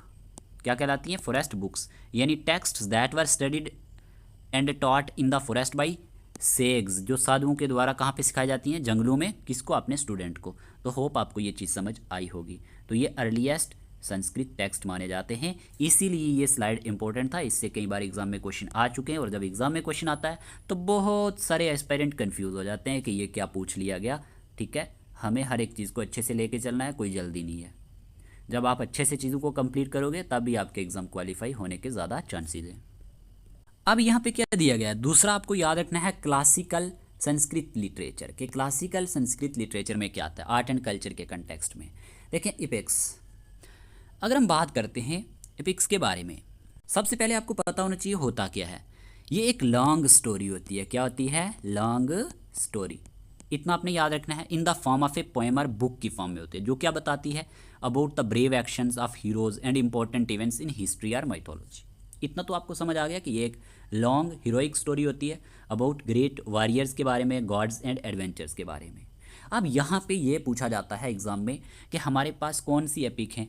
एक तो रामायणा, वेरी वेरी इंपॉर्टेंट। आपसे क्वेश्चन में पूछा जाता है कि जो हमारे पास रामायणा थी ये किसने लिखी थी? पेयर फॉर्म में क्वेश्चन एग्जाम में बनते हैं। तो रामायणा लिखी थी सेग वाल्मीकि ने, ठीक है, वाल्मीकि ने लिखी है। तो याद रखना ये एक संस्कृत टेक्स्ट है। और याद रखना स्टोरी ऑफ रामा, आइडियल धर्मा के बारे में इसमें बताया जाता है। स्टोरी ऑफ लॉर्ड रामा की बात की जाती है। सीता, लक्ष्मणा, हनुमान एंड रावणा के बारे में इसमें बताया जाता है, जो रावण था, ठीक है। और एक चीज़ इसमें याद रख लेना, ये क्या करता है? इसमें 7 बुक्स होती हैं। कितनी? 7 बुक्स होती हैं, जिनको कंडास कहा जाता है। क्या कहा जाता है? कंडास, ठीक है। एंड अराउंड यहाँ पे लगभग 24,000 वर्सेज हैं इसके अंदर। किसके अंदर? रामायणा के अंदर। इतना आप याद रख लेना, ज़्यादा कुछ नहीं। फिर हमारे पास है महाभारता। ये हमारे पास व्यासा ने लिखी थी, ठीक है। ये भी एक हमारे पास क्लासिकल संस्कृत लिटरेचर है। तो याद रखना इसमें क्या होता है? Great war dharma conflict include the Bhagavad Gita. अब समझो, यहाँ पे स्टोरी बताई जाती है वार बिटवीन, जो पांडवास के बीच में वार हुई थी। किसके बीच में? याद रखना, पांडवास के बीच में एंड कुरावास के बीच में। ये क्वेश्चन एग्जाम में बना हुआ है, तो अच्छे से नोट कर लो, आराम से पढ़ा रहा हूँ। And includes the Bhagavad Gita को भी इसमें इंक्लूड किया जाता है। और याद रखना इसमें एक चीज़, इसमें 18 परवाज आते हैं, 18 परवाज यानी 18 बुक्स आती हैं और इन्हें परवाज कहा जाता है। क्या कहा जाता है? परवाज। एंड अवर 1 लाख, इसमें 1 लाख वर्सेज आते हैं। इसमें कितने? 1 लाख वर्सेज आते हैं। Longest epic in the world माना जाता है। याद रखना एग्जाम में क्वेश्चन पूछा जाता है लॉन्गेस्ट, क्या पूछा जाता है? Longest epic in the world कौन सा है? Epic in the world. तो याद रखना इस क्वेश्चन का आंसर आएगा हमारे पास महाभारत। ओके, तो ये भी आपको क्लियर हुआ होगा। फिर यहीं पे ड्रामा भी आ जाता है, थोड़ा सा आप याद रख लेना। In short, developed richly under classical Sanskrit. Famous play rights जो हैं जिनने लिखे हुए हैं, ये एग्जाम में पूछा जाता है कि कालिदास का फेमस प्ले राइट कौन सा है। क्वेश्चन पूछा जाता है कि अभिजनना शकुंतलम किसने लिखा हुआ है, तो याद रखना कालिदास ने लिखा है। किसने लिखा है? कालिदास ने। नोट कर लो। पे भाषा ने क्या लिखा है ये भी पूछा जाता है, तो आप नोट कर लेना। वसासा वदत्ता, ठीक है, ये भाषा के बारे में याद रखेंगे। और शूद्राका के बारे में क्या याद रखेंगे? मृच्छकटिका, ठीक है, मृच्छकटिका यानी लिटिल क्ले आर्ट, ये इन्होंने लिखा हुआ है। इन तीनों का नाम जरूर याद रखना और ये प्ले का नाम जरूर याद रखना। कई बार एग्जाम में पूछा जाता है, इसीलिए मैं ये बता रहा हूँ। छोटी छोटी चीज़ें बता रहा हूँ ताकि आपको एग्जाम में हेल्प मिल सके। फिर यहीं पर याद रखना पोइट्री में एपिक पोइट्री आती है। और एपिक पोइट्री में हमारे पास क्या क्या आती हैं? एक तो याद रखना रघुवंशा, ठीक है, कुमारा संभावा जो कालिदास ने लिखा है। फिर लिरिक पोइट्री भी आती है जिसमें गीता गोविंदा बाई जयादेवा आता है। तो ये पूछा जाता है ये किसने लिखा हुआ है ओवरऑल, तो ये चीज़ें आप नोट करेंगे। फिर फिलॉसफी भी आ जाता है इसमें, जिसमें कमेंट्रीज आती हैं उपनिषद पे, Bhagavad Gita and schools of thoughts like Nyaya, Vedanta, Samkhya, Mimamsa आ जाता है। तो ये कुछ पॉइंट आप नोट करेंगे। फिर यहीं पे अगर हम जनरल्स की बात करते हैं, अदर जनरल्स की बात करें तो यहाँ पे ग्रामर आती है, जिसमें ये एग्जाम में क्वेश्चन पूछा भी जा चुका है कई बार, नोट कर लो। इसी तरह के क्वेश्चन एग्जाम में बनते हैं। अष्टाध्यायी बाई पाणिनि बहुत इंपॉर्टेंट है। Most scientific grammar ever written, most scientific grammar ever written है ये लिखी थी किसने? पाणिनि ने। याद रखना अष्टा का मीनिंग है 8। अष्टा का मीनिंग क्या है? यहाँ पे 8। एंड जो हमारे पास अध्यायी है इसका मीनिंग है चैप्टर्स। क्या है? चैप्टर्स। सो अष्टाध्यायी की बात करें तो इसमें 8 चैप्टर्स के बारे में बताया जाता है। और ऑथर इसके कौन थे? पाणिनि थे। ये एक ग्रेट संस्कृत, याद रखना, ग्रामेरियन थे अराउंड 5th से 6th सेंचुरी के बीच में। तो याद रखना ये एक foundational grammar book of Sanskrit माना जाता है, ठीक है। It's like a rule book that explain how words in Sanskrit are formed and used. तो यहाँ पे याद रख लेना ये कंसीडर किया जाता है earliest and most complete grammar of any language in the world, इसीलिए ये एग्जाम में क्वेश्चन पूछा जाता है, ठीक है। अगर आपसे पूछा जाए earliest and most complete grammar of any language in the world कौन सा है, तो यही रहेगा अष्टाध्यायी बाई पाणिनि। समझ आया? ओके। फिर यहीं पे दिया गया है स्मृति ला। यहाँ पे क्या है? स्मृति का मीनिंग है दैट विच इज रिमेंबर्ड। याद रखना इसका मीनिंग है दैट विच इज रिमेंबर्ड, ठीक है। ये क्या है? These are Hindu religious text, ठीक है, जिसमें मनुस्मृति की एंड अदर्स की बात की जाती है। ये हिंदू रिलीजियस टेक्स्ट होते हैं that were compose by humans authors, जैसे unlike Shruti text like the Vedas which are consider divine. Content की बात करें, laws, ethics, duties, customs and social conduct के बारे में इसमें बात की जाती है। तो इंपॉर्टेंस की बात करें, याद रखना स्मृतिज की पूछा जाता है, used as guidelines for daily life and legal matters in ancient Hindu society. तो ये चीज़ आपको समझ आई होगी। फेबल्स एंड स्टोरीज, पंचतंत्र आपने सुना होगा, विष्णु शर्मा ने इसको लिखा है और ये क्वेश्चन कई बार एग्जाम में आ चुका है। हितोपदेशा नारायण पंडित ने लिखा है। अब देखिए पंच का मीनिंग क्या होता है? 5, क्लियर। तंत्रा का मीनिंग होता है means parts are principles, meaning है 5 प्रिंसिपल्स। ऑथर इसके विष्णु शर्मा थे और इसमें बताया क्या जाता है collection of animal fables written to teach moral lessons and practical wisdom specially to princes and young learners, ठीक है। तो ये हमारे पास डिवाइडेड किया गया है 5 बुक्स में, each teachings different aspects of life, like friendship की बात करें, कन्फ्लिक्ट, वार की बात करें। आप सिंपल याद रख लेना किसने इसको लिखा हुआ है, ठीक है। यहाँ पे हितोपदेशा की बात करें मेरे प्यारे दोस्तों, हिता का मीनिंग होता है बेनिफिशियल। हिता का मीनिंग क्या होता है? सुनो सुनो सुनो, हिता का मीनिंग होता है बेनिफिशियल एंड उपदेशा का मीनिंग होता है एडवाइस। सो बेनिफिशियल एडवाइस, इसका मीनिंग क्या निकलेगा? Beneficial advice. ये कलेक्शन है short stories and moral teaching का, सिमिलर टू द पंचतंत्र। इसका पर्पस क्या है? इम्पार्ट करना worldly wisdom, ethics and political advice को। जो भी इस स्लाइड में हमने डिस्कस किए हैं किसी ना किसी एग्जाम में ये क्वेश्चंस पूछे गए हैं और आपको भी यहाँ से क्वेश्चन आने के बहुत ज़्यादा चांसेस हैं, तो ये आपको समझना पड़ेगा। अब सुनो की ऑथर्स एंड देयर वर्क्स, यहाँ से क्वेश्चन एग्जाम में आ सकता है। ऑथर और फेमस वर्क्स। सबसे पहले कालिदास की बात करें, यानी कालिदासा अभिजनाना शकुंतलम इन्होंने लिखा है, ठीक है। रघु वंशा को लिखा है, कुमारा संभावा को इन्होंने लिखा है, तो ये पॉइंट आप नोट करेंगे अगर आपसे पूछा जाए। वाल्मीकि की बात करें तो रामायण को लिखा है, ठीक है। व्यासा की बात करें तो महाभारत भगवत गीता को लिखा है। भाषा की बात करें तो स्वप्ना वासावदत्ता को लिखा है, ठीक है। शुद्राका की बात करें तो मृच्छकटिका यानी लिटिल क्ले आर्ट को लिखा है, जो प्ले राइट था। जयादेवा की बात करें तो इन्होंने गीता गोविंदा को लिखा है, और आपने देखा होगा ये क्वेश्चन भी जेके एसएसबी ने पूछा हुआ है, ठीक है। भारत रहाई की बात करें तो वैरागिया षटक्का या प्रोनाउंसिएशन, इसको किसने लिखा? भारत रहाई ने। और यहीं पे विष्णु शर्मा की बात करें तो इन्होंने पंचतंत्रा को लिखा है, और नारायण पंडित की बात करें तो हितुपदेशा को लिखा है, हितुपदेशा।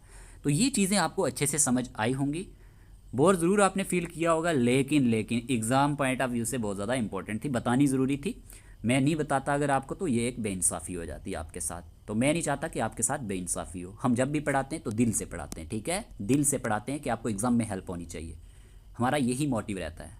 ओके, अब यहीं पे इंडियन लिटरेचर पे बेस्ड कुछ क्वेश्चंस डिस्कस कर लेते हैं, जिनमें से 2 क्वेश्चन जेके एसएसबी ने भी पूछे हुए हैं, ठीक है। क्वेश्चन नंबर 5 में पूछा गया है which of the following is considered the oldest of the 4 Vedas. JK SSB ने इस क्वेश्चन को कई बार पूछा हुआ है, ठीक है, आस्क्ड बाय जेके एसएसबी, ठीक है, आस्क्ड बाय जेके एसएसबी। देखिए कल एक पेपर लिया था जेके एसएसबी ने, उसमें करंट अफेयर्स के 3 से 4 क्वेश्चन पूछे गए थे, वो 3 से 4 क्वेश्चन हमने सारे आपको कवर करवाए हुए हैं करंट अफेयर सीरीज में, एक भी क्वेश्चन बाहर से नहीं पूछा हुआ था, ठीक है।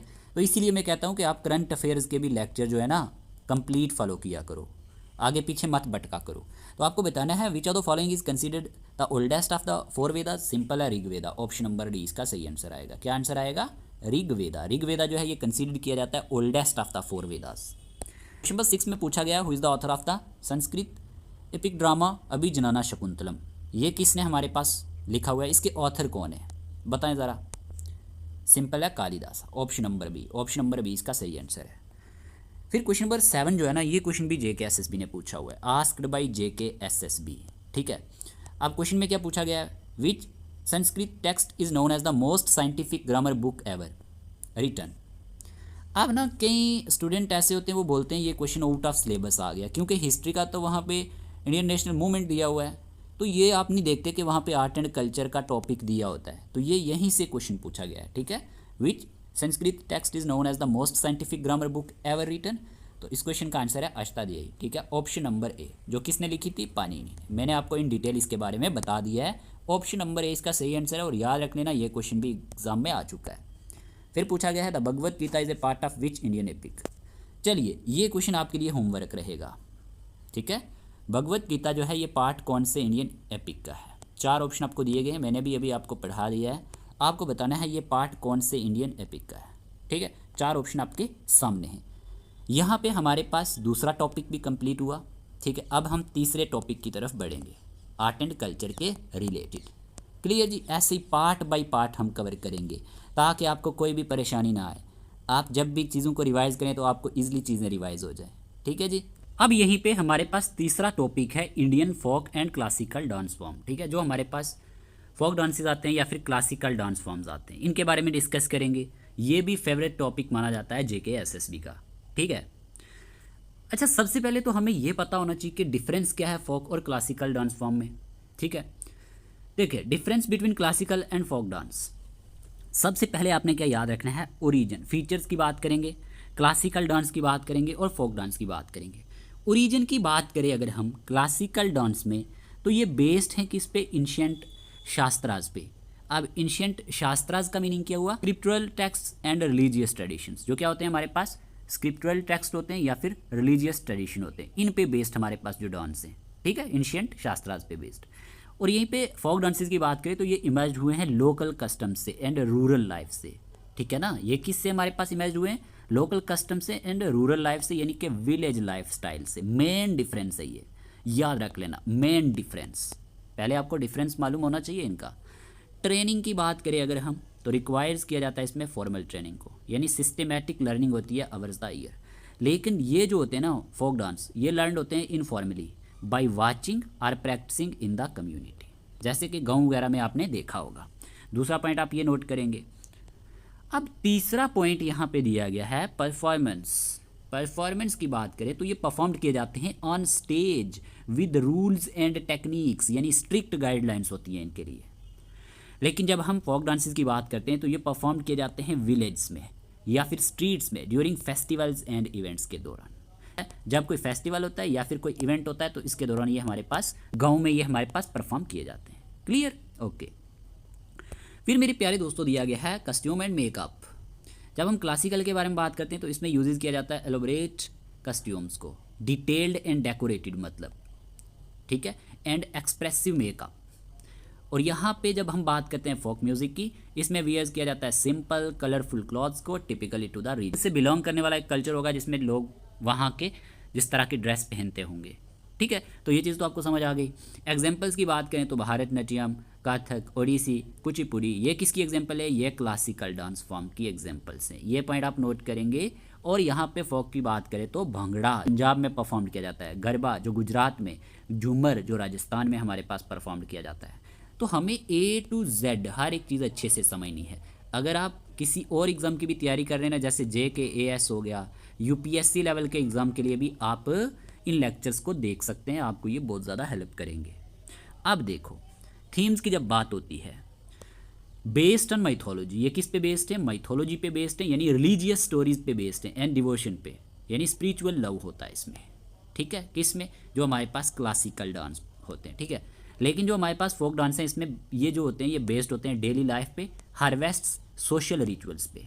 नोट करो, जब हम बात करते हैं यहाँ पे म्यूज़िक यूज्ड, कि म्यूज़िक कौन सा यूज्ड होता है, तो जब हम बात करते हैं क्लासिकल डांस फॉर्म की तो परफॉर्म्ड होते हैं विद क्लासिकल रागा एंड ताला के साथ, यानी मेलोडिक एंड रिथमिक पैटर्न्स के साथ। ठीक है, और ये परफॉर्म किए जाते हैं लोकल इंस्ट्रूमेंट्स के साथ एंड फोक ट्यून्स के साथ, यानी ट्रेडिशनल म्यूजिक के तौर पे। ओके, अब इस पॉइंट को समझना, एक्सप्रेशन अभिनाया ये क्या है? इसमें यूजेस किया जाता है स्टाइलाइज्ड अभिनाया को, यानी controlled facial and hand gestures होता है। जेस्चर क्या होता है? Movement of the hand head, ठीक है, दैट एक्सप्रेसिस समथिंग, जो किसी चीज़ को एक्सप्रेस कर रही हो। तो ये चीज़ आपको ध्यान में रखनी है क्लासिकल के केस में। लेकिन फोक में क्या होता है कि यूजेस नेचुरल लाइवली एक्सप्रेशंस जैसे कैजुअल एंड स्पॉन्टेनियस, इसमें ऐसा कुछ भी नहीं होता। पर्पज़ की बात करें तो इसका एम है aimed at spiritual expression and artistic excellence. लेकिन जब हम फोक की बात करते हैं aimed at celebration, entertainment and community bonding. तो यहाँ पे आपको डिफरेंस ज़रूर समझ आया होगा। यहाँ पे डिफरेंस क्या क्लासिकल एंड फोक डांस में? ठीक है, जैसे हमने ओरिजिन देखा, ये बेस्ड है एंशिएंट शास्त्राज पे, और ये इमेज हुआ है फोक डांस कहाँ से? लोकल कस्टम से एंड रूरल लाइफ से। कोई भी आपको इन डिटेल नहीं समझाएगा कि इसका मेन डिफरेंस क्या है, कैसे आप इसमें डिफरेंस क्रिएट कर पाओगे कि ये क्लासिकल है, ये फोक डांस है। पहले ये चीज़ जानना बहुत ज़्यादा ज़रूरी है, तभी हम नेक्स्ट टॉपिक पर जा सकते हैं। ठीक है ना, तो ये चीज़ आपको समझ आई होगी, इसमें आपको कोई भी कन्फ्यूजन अब नहीं होना चाहिए। बात करते हैं नेक्स्ट। अब ये वाला स्लाइड ना वेरी वेरी इंपॉर्टेंट है। क्या कहा मैंने? Very very important. JKSSB का फेवरेट जो क्वेश्चन बनता है, याद रखना इसी स्लाइड से बनेगा। जैसे कि दिया गया official classical dances of India. अगर हम बात करें official classical dances of India की, तो ये रिकॉग्नाइज किए जाते हैं किसके द्वारा? संगीत नाटक अकेडमी के द्वारा। ठीक है, ये पॉइंट आप नोट करेंगे, ये क्वेश्चन एग्जाम में बना हुआ है। किसके द्वारा ये रिकॉग्नाइज किए जाते हैं? संगीत नाटक अकेडमी के द्वारा। और इसके टोटल 8 हैं, टोटल 8 डांस फॉर्म हैं जो किसने हमारे पास रिकॉग्नाइज किए हैं? संगीत नाटक अकेडमी में। इसमें आप कंफ्यूज नहीं होना, हर एक चीज़ अभी बताऊंगा। सबसे पहला है भारतनाट्यम, तमिलनाडु का ओरिजिन है इसका, पूछा जाता है कौन सी स्टेट का है? तमिलनाडु। कथक ओरिजिन उत्तर प्रदेश, नोट करो। Kathakali origin Kerala. Kuchipudi origin Andhra Pradesh. Manipuri origin Manipur. Mohiniyattam origin Kerala. Odissi origin Odisha. Sattriya origin Assam. ये हमारे पास 8 जो किसने रिकॉग्नाइज किए हैं? संगीत नाटक अकेडमी ने रिकॉग्नाइज किए हैं। ये चीज़ तो आपको यहाँ पे समझ आ चुकी होगी। ठीक है, ये 8 फॉर्म्स जो हैं ये किसने रिकॉग्नाइज किए हैं? संगीत नाटक अकेडमी ने। ओके, लेकिन additional dance form recognize by ministry of culture की जब हम बात करते हैं कि जो एडिशनल डांस फॉर्म रिकॉग्नाइज किए हैं मिनिस्ट्री ऑफ कल्चर ने, वो कौन कौन से हैं?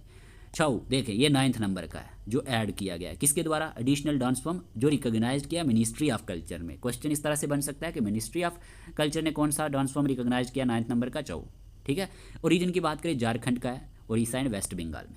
नोट की बात करें, रिकॉग्नाइज्ड एज सेमी क्लासिकल, ये सेमी क्लासिकल माना जाता है but considered classical bye the ministry of culture. लेकिन मिनिस्ट्री ऑफ कल्चर इसको क्या करता है? कंसीडर्ड याद रखना सेमी क्लासिकल, इसीलिए ये इंपॉर्टेंट हो जाता है। यहाँ तक बात क्लियर है? ओके। अब देखें टोटल क्लासिकल डांस फॉर्म्स 2025 की बात करें तो कितने हुए? 8 बाई संगीत नाटक अकेडमी, कितने? 8 +1 छऊ जो है मिनिस्ट्री ऑफ कल्चर के द्वारा रिकॉग्नाइज किया गया है, तो टोटल कितने हो गए? 9 क्लासिकल डांस फॉर्म। अब क्वेश्चन किस तरह बनेगा वो आप खुद वहाँ पे देख लेंगे। अगर पूछा जाएगा एडिशनल डांस फॉर्म जो रिकॉग्नाइज किया गया है मिनिस्ट्री ऑफ कल्चर के द्वारा, तो वो कौन सा है? छऊ है, तब 9 होंगे। अगर ऐसा नहीं पूछा जाएगा, संगीत नाटक अकेडमी के अकॉर्डिंग पूछा जाए तो 8। तो यहाँ पे कोई भी आपको कन्फ्यूजन नहीं होना चाहिए। अब आप कहोगे इनको याद कैसे करना है? बिल्कुल सिंपल है, आपने एक ट्रिक याद रखना है, ट्रिक टू रिमेंबर। ट्रिक क्या याद रखना है? Big kings keep kittens making magical orange spicy करी। अब देखो ये आपको लाइन याद हो गई तो समझो आपको ये सारे के सारे याद हो गए।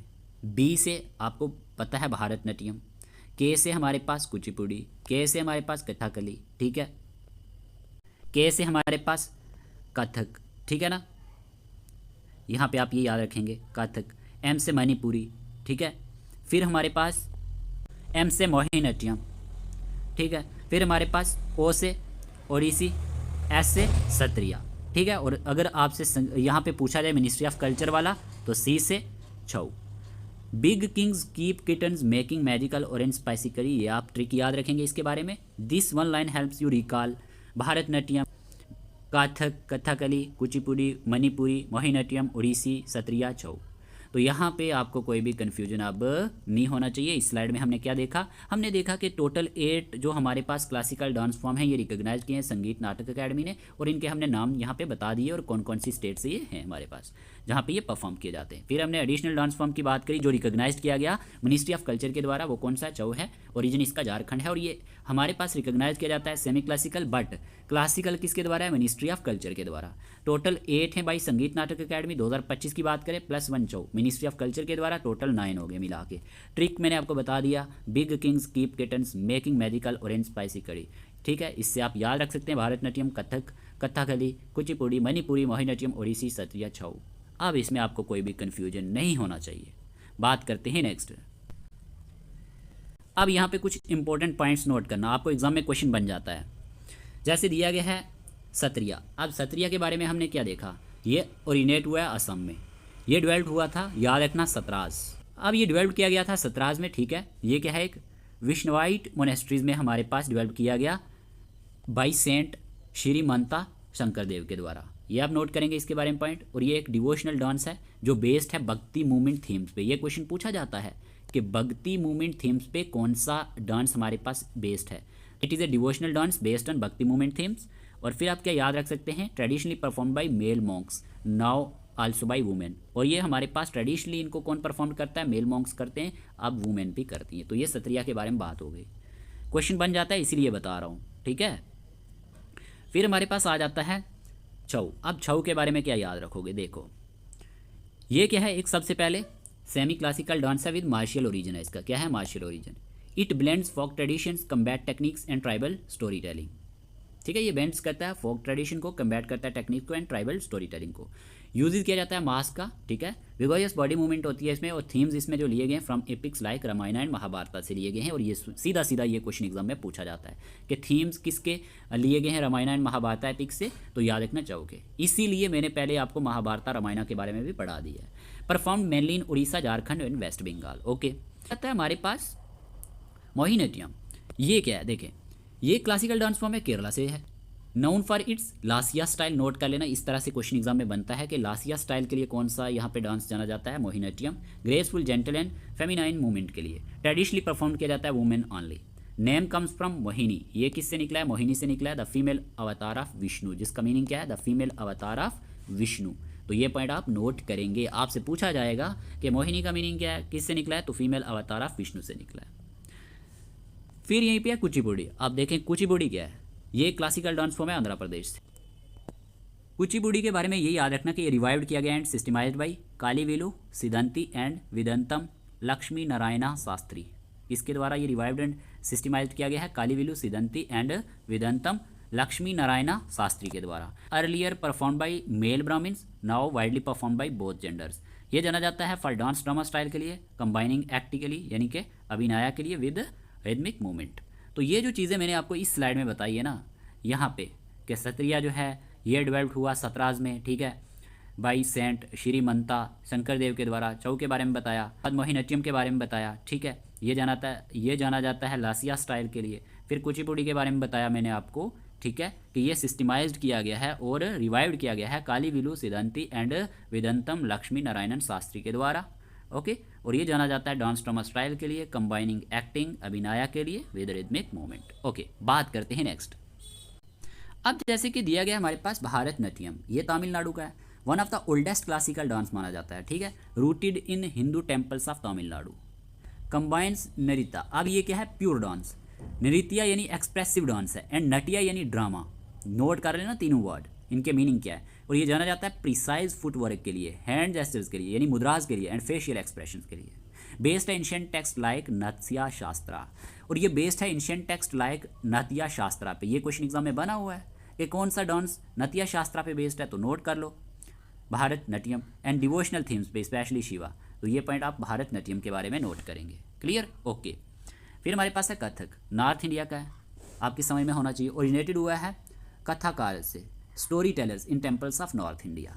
कथक कम्स फ्रॉम कथा, कथा का मीनिंग होता है स्टोरी। कथा का मीनिंग क्या होता है मेरे प्यारे दोस्तों, स्टोरी, और ये फोकस करता है नैरेटिव थ्रू डांस के जरिए। Features rhythmic footwork, spins chakkars and graceful expression. Influenced हुआ है by both Hindu and Mughal cultural tradition से। आपसे पूछा जा सकता है कि दोनों Hindu and Mughal cultural tradition से कौन सा डांस इन्फ्लुएंस्ड हुआ है, कथक हुआ है, नॉर्थ इंडिया का है, और कथक का मीनिंग है स्टोरी, ठीक है, तो ये पॉइंट आप जरूर नोट कर लेना। फिर हमारे पास आ जाता है कथकली, ए classical dance drama form noun for theatrical story telling. ये पूछा जाता है कि थिएट्रिकल स्टोरी टेलिंग के लिए कौन सा डांस जाना जाता है, तो याद रखना कथकली। इसमें यूज किया जाता है बोल्ड मेकअप का, कलरफुल कस्ट्यूम्स का एंड एलोबरेट मास्क का। थीम्स जो इसमें लिए गए हैं, ये पॉइंट बहुत इंपॉर्टेंट है। Themes are mainly from Ramayana and Mahabharata, जल्दी से नोट करो। इसके जो थीम हैं वो मेनली लिए गए हैं रामायण एंड महाभारत से। इंक्लूड्स करता है पावरफुल बॉडी मूवमेंट को, आई एक्सप्रेशन को एंड हैंड जेस्चर्स को। ये पॉइंट आप कथकली के बारे में ज़रूर नोट करेंगे, एग्जाम में पूछा जाता है कि थीम्स जो मेनली रामायण एंड महाभारत से लिए गए हैं, तो ये कथकली डांस फॉर्म के लिए गए। फिर यहीं पे अगर हम बात करते हैं सत्रिया, असम का है।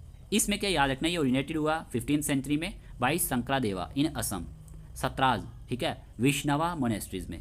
डिवोशनल डांस फोकस्ड ऑन भक्ति, devotion and Krishna life. Already पहले भी बताया था, इसका फोकस है भक्ति डिवोशन पे एंड कृष्णा लाइफ पे। कंबाइंस किया गया है क्लासिकल स्ट्रक्चर को विद असामीज कल्चरल एलिमेंट्स के साथ, ठीक है। सत्रिया की जब हम बात करते हैं, और ये जाना जाता है ग्रेसफुल मूवमेंट के लिए, माइथोलॉजिकल स्टोरी टेलिंग के लिए एंड स्पिरिचुअल डेप्थ के लिए। तो ये पॉइंट्स जो मैंने आपको इन डिटेल यहाँ पे कुछ बताए हैं ना, ये आप ज़रूर नोट कर लेंगे अपनी कॉपी पे, ठीक है। और पेड वाले जो हैं आप प्रिंट निकाल के अच्छे से इस PDF को रिवाइज कर लेना, काम आएगा। बात करते हैं नेक्स्ट। अब इसी पे बेस्ड कुछ MCQs पूछे गए हैं। Which classical dance form is traditionally performed in the Sattras, बताएं। विष्णवाइट मोनेस्ट्रीज ऑफ असम, क्या आंसर रहेगा। 4 ऑप्शन दिए गए, मोहिनीअट्टम, सत्रिया, मणिपुरी, कथक। आपको सही आंसर चूज करना है, जल्दी से आंसर चूज करिए, क्वेश्चन एग्जाम में आ चुके हैं, जल्दी से आंसर बताएं। इस क्वेश्चन का आंसर है सत्रिया, ठीक है। सत्रिया जो हमारे पास क्लासिकल डांस फॉर्म है, ये एक ट्रेडिशनली परफॉर्म डांस है in the states of Assam, ठीक है। ऑप्शन नंबर 20 का सही आंसर है, याद रख लेना। फिर आपसे क्वेश्चन में पूछा गया है the Chhau dance recognized by the ministry of culture as classical incorporates element of which of the following, बताएं इसका आंसर क्या रहेगा। जो छऊ डांस है ये रिकॉग्नाइज किया गया मिनिस्ट्री ऑफ कल्चर के द्वारा as classical incorporates element of which of the following. Very very important question, क्या आंसर रहेगा, एग्जाम में आया हुआ क्वेश्चन है। अभी आपको बताया था, इस क्वेश्चन का आंसर है martial arts and folk tradition, ठीक है। ऑप्शन नंबर 20 का सही आंसर है martial arts and folk traditions. फिर आपसे क्वेश्चन में पूछा गया which classical dance form is known for the lasya, यानी graceful feminine style and is exclusively perform by women. बताएं कौन सा क्लासिकल डांस फॉर्म जो है जाना जाता है लासिया, यानी graceful feminine style and is exclusively perform किया जाता है वुमेन के द्वारा। क्या आंसर रहेगा, है मोहिनीअट्टम, ठीक है, याद रखना। मोहिनीअट्टम की बात करिए, एक ऐसा क्लासिकल डांस फॉर्म है जो जाना जाता है लासिया, यानी ग्रेसफुल फेमिनाइन स्टाइल के लिए, और ये एक्सक्लूसिवली परफॉर्म किया जाता है वुमेन के द्वारा। इंपॉर्टेंट क्वेश्चन है, नोट कर लेना। फिर आपसे क्वेश्चन में पूछा गया है Kalivelu Siddhanti and Vedantam Lakshmi Narayan Shastri are associated with the revival of which classical dance form. Very very important question, क्या आंसर रहेगा। तो इस क्वेश्चन का आंसर है कुचिपुड़ी, ठीक है। Kuchipudi is the correct answer, note कर लेना, इस तरह के क्वेश्चन एग्जाम में बनते हैं। तो इस वीडियो सेशन में हमने आज 3 टॉपिक कंप्लीट किए। अभी हमारे पास फोक डांस फॉर्म रहता है और इसमें बहुत सारे आते हैं, जम्मू एंड कश्मीर का भी आता है, जे.एंड.के का भी आता है, जे.एंड.के का भी इसमें कवर करेंगे, लेकिन इसका अलग से भी सेशन लाएंगे क्योंकि इस पे एग्जाम में बहुत सारे क्वेश्चन आते हैं। बाकी स्टेट वाइज भी हम कवर करेंगे जो भी एग्जाम में क्वेश्चन बनते हैं, ठीक है, ईजी फॉर्म में। और ये जो लेक्चर है लगभग इसमें हो सकता है 2 या 3 लेक्चर हो रहे हैं, ठीक है, या फिर नेक्स्ट 3 लेक्चर जो लाएंगे वो काफ़ी लॉन्ग सेशन लाएंगे जिसमें कंप्लीट कर देंगे, ठीक है। होप आपको आज का ये वीडियो सेशन अच्छा लगा होगा। अगर वीडियो सेशन अच्छा लगा है ना तो वीडियो को लाइक कर देना और कमेंट बॉक्स में अपनी राय ज़रूर बताना कि आपको हमारे सेशंस कैसे लगते हैं। बाकी PDF चाहिए, टेस्ट सीरीज चाहिए, अगर आपको अच्छे से अपनी तैयारी को कंटिन्यू करना है, ठीक है, व्हाट्सएप नंबर स्क्रीन पे दिया गया, इस नंबर पे आप मैसेज करना, आपको फ़ी का प्रोसीजर बताया जाएगा और आपको स्टडी मटेरियल के साथ साथ पेड ग्रुप सब्सक्रिप्शन भी मिल जाएगी जिससे आप अच्छे से तैयारी कर सकते हैं, ठीक है। मिलते हैं न्यू वीडियो के साथ, तब तक के लिए अपना अपने घर वालों का ध्यान रखिएगा। Take care of yourself.